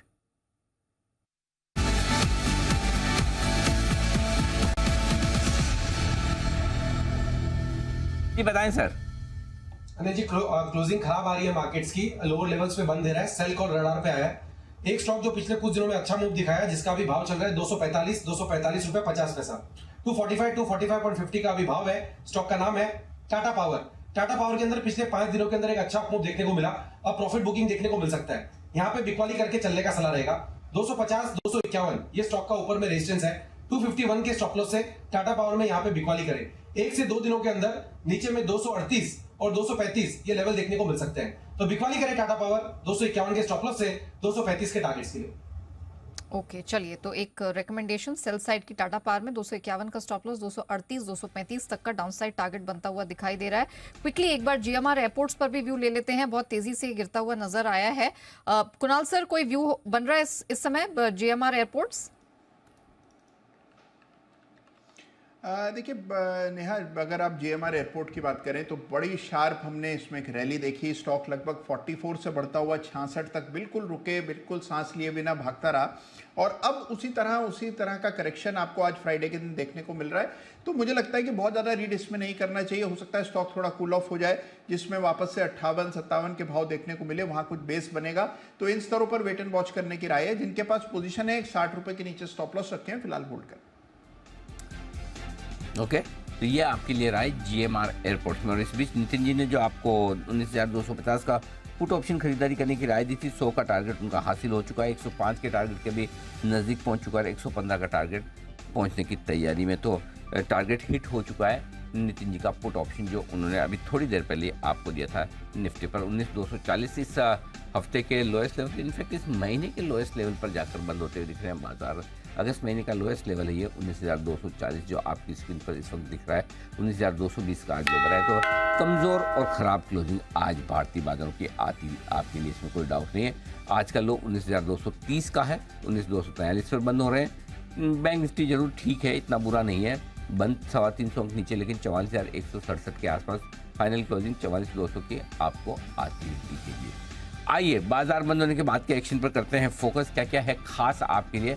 अब डॉक्टर्स के लिए जेनरिक दवा लिखने की अनिवार्यता खत्म हो चुकी है। नेशनल मेडिकल कमीशन ने अपने इस आदेश को वापस ले लिया है। IMA इस संस्था ने सरकार के इस फैसले को अपनी जीत बताई है, मगर इससे आम आदमी को सस्ता इलाज मुहैया कराने की योजना पर एक बार फिर से पानी फिर गया है। आज शाम 6 बजे इसी पर होगी चर्चा। जानेंगे कि सरकार ने सिर्फ जेनरिक दवा लिखने का आदेश वापस क्यों लिया है। क्या सरकार डॉक्टर्स और दवा कंपनियों के जाल के आगे झुक गई है? अब आम आदमी के लिए सस्ते इलाज का रास्ता क्या है?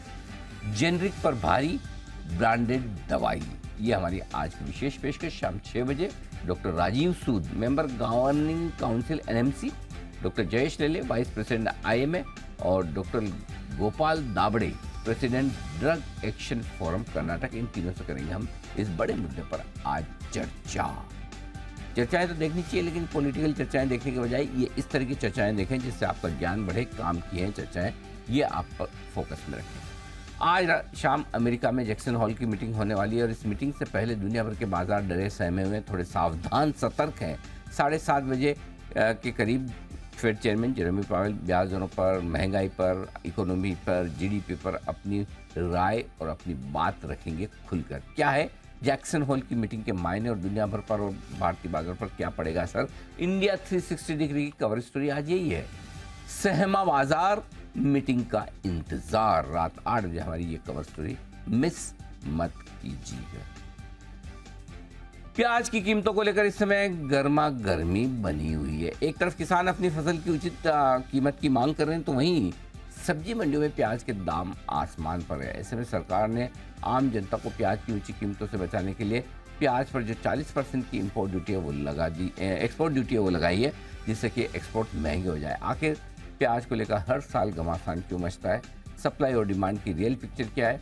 आज होगा प्याज का 360 डिग्री एनालिसिस। प्याज पर पंच, ये हमारा 4:30 बजे का विशेष शो है आज कमोडिटीज का। 4:30 बजे प्याज पर पंच, आज मिस मत कीजिएगा। तो बड़े एक्शन में है, एक के बाद पहले टमाटर, प्याज। टमाटर की कीमतें खैर कूल ऑफ हो चुकी हैं, अब सस्ता लगने लगा है अचानक से। हाँ, जब आप 70-80 रुपए भी सस्ता लगने लगा है। सर अभी लेटेस्ट ही मैंने जो खरीदा था मैंने 60 पे लिया। Oh my God, very nice. 60 आ गया, चलिए। नीचे भी आया है और क्वालिटी भी बेहतर हो रही है। क्वालिटी अच्छी है। पहले जब 200 होता है तो क्वालिटी भी खराब होती है। प्रॉब्लम ये है, जितना महंगा खरीदो उतनी क्वालिटी खराब। तो चलिए, थोड़ा बेहतर होता हुआ दिखा है। फाइनली 19,265, जिस लेवल का आज सुबह से हमने कई बार जिक्र किया, वहीं जाकर बंद हुआ है। एडजस्टेड क्लोजिंग आपकी 120 अंक नीचे वहीं पर आई है। 44,225 के आसपास की जो निफ्टी की सपोर्ट रेंज शुरू होती है, जहाँ से वहीं 44,231 पर बैंक निफ्टी नीचे बंद हुआ है और सेंसेक्स बंद हुआ है 64,886 पर। एक टेलीकॉम शेयरों को छोड़ दें, जहाँ पर इंडेक्स आज हरे निशान में, बाकी सारे इंडाइसेस लाल निशान में बंद हुए हैं। मिड कैप स्मॉल कैप शेयरों में भी रहा नुकसान। डाउ फ्यूचर्स 65 पॉइंट ऊपर है और नेस्डेक फ्यूचर्स पूरे 1 पॉइंट ऊपर ट्रेड करता हुआ दिखेगा आपको इस वक्त। विदा लेने का वक्त है। थोड़ी बड़ी वाली लंबी वाली विदा हमें बंसल जी से लेनी है। बंसल जी दो हफ्तों के लिए छुट्टी पर जा रहे हैं। बंसल जी अपनी खड़ाऊ उड़ाऊ रख के जाना। जरा कुणाल 14 दिनों के लिए जब जा रहे हो तो 14 दिनों के लिए अपनी खड़ाऊ कुणाल जी को देकर जाए। जी कुणाल जी। अनिल जी, खड़ाऊ तो ठीक है अनिल जी, ये याद रखिए अनिल जी कि एक लंबी हम लोगों ने लिस्ट भेजी है सब लोगों ने अनिल जी। हाँ। जो जिसको चाहिए, आपको भी अनिल जी कुछ चाहिए, अगर मंगवाना हो बंसल जी जहां भी जा रहे हो वहां से अनिल जी कुछ ना कुछ तो लेकर आएंगे ही। तो अनिल जी कुछ भी मंगवाना हो तो अनिल जी बंसल जी को अनिल जी तुरंत संपर्क करें। जो भी आएगा वो पहले मैं देखूंगा, मेरे पसंद आने के बाद अगर कुछ बचा तो बाकी सब में बटेगा। बिल्कुल निश्चिंत रहे। तो बंसल जी का बहुत बहुत धन्यवाद और शुभकामनाएं। कुणाल जी का धन्यवाद और सुमित जी, जय ठक्कर साहब और कुणाल शाह साहब का भी बहुत बहुत शुक्रिया आज हमारा साथ देने के लिए। मुझे और नेहा को दीजिए इजाजत।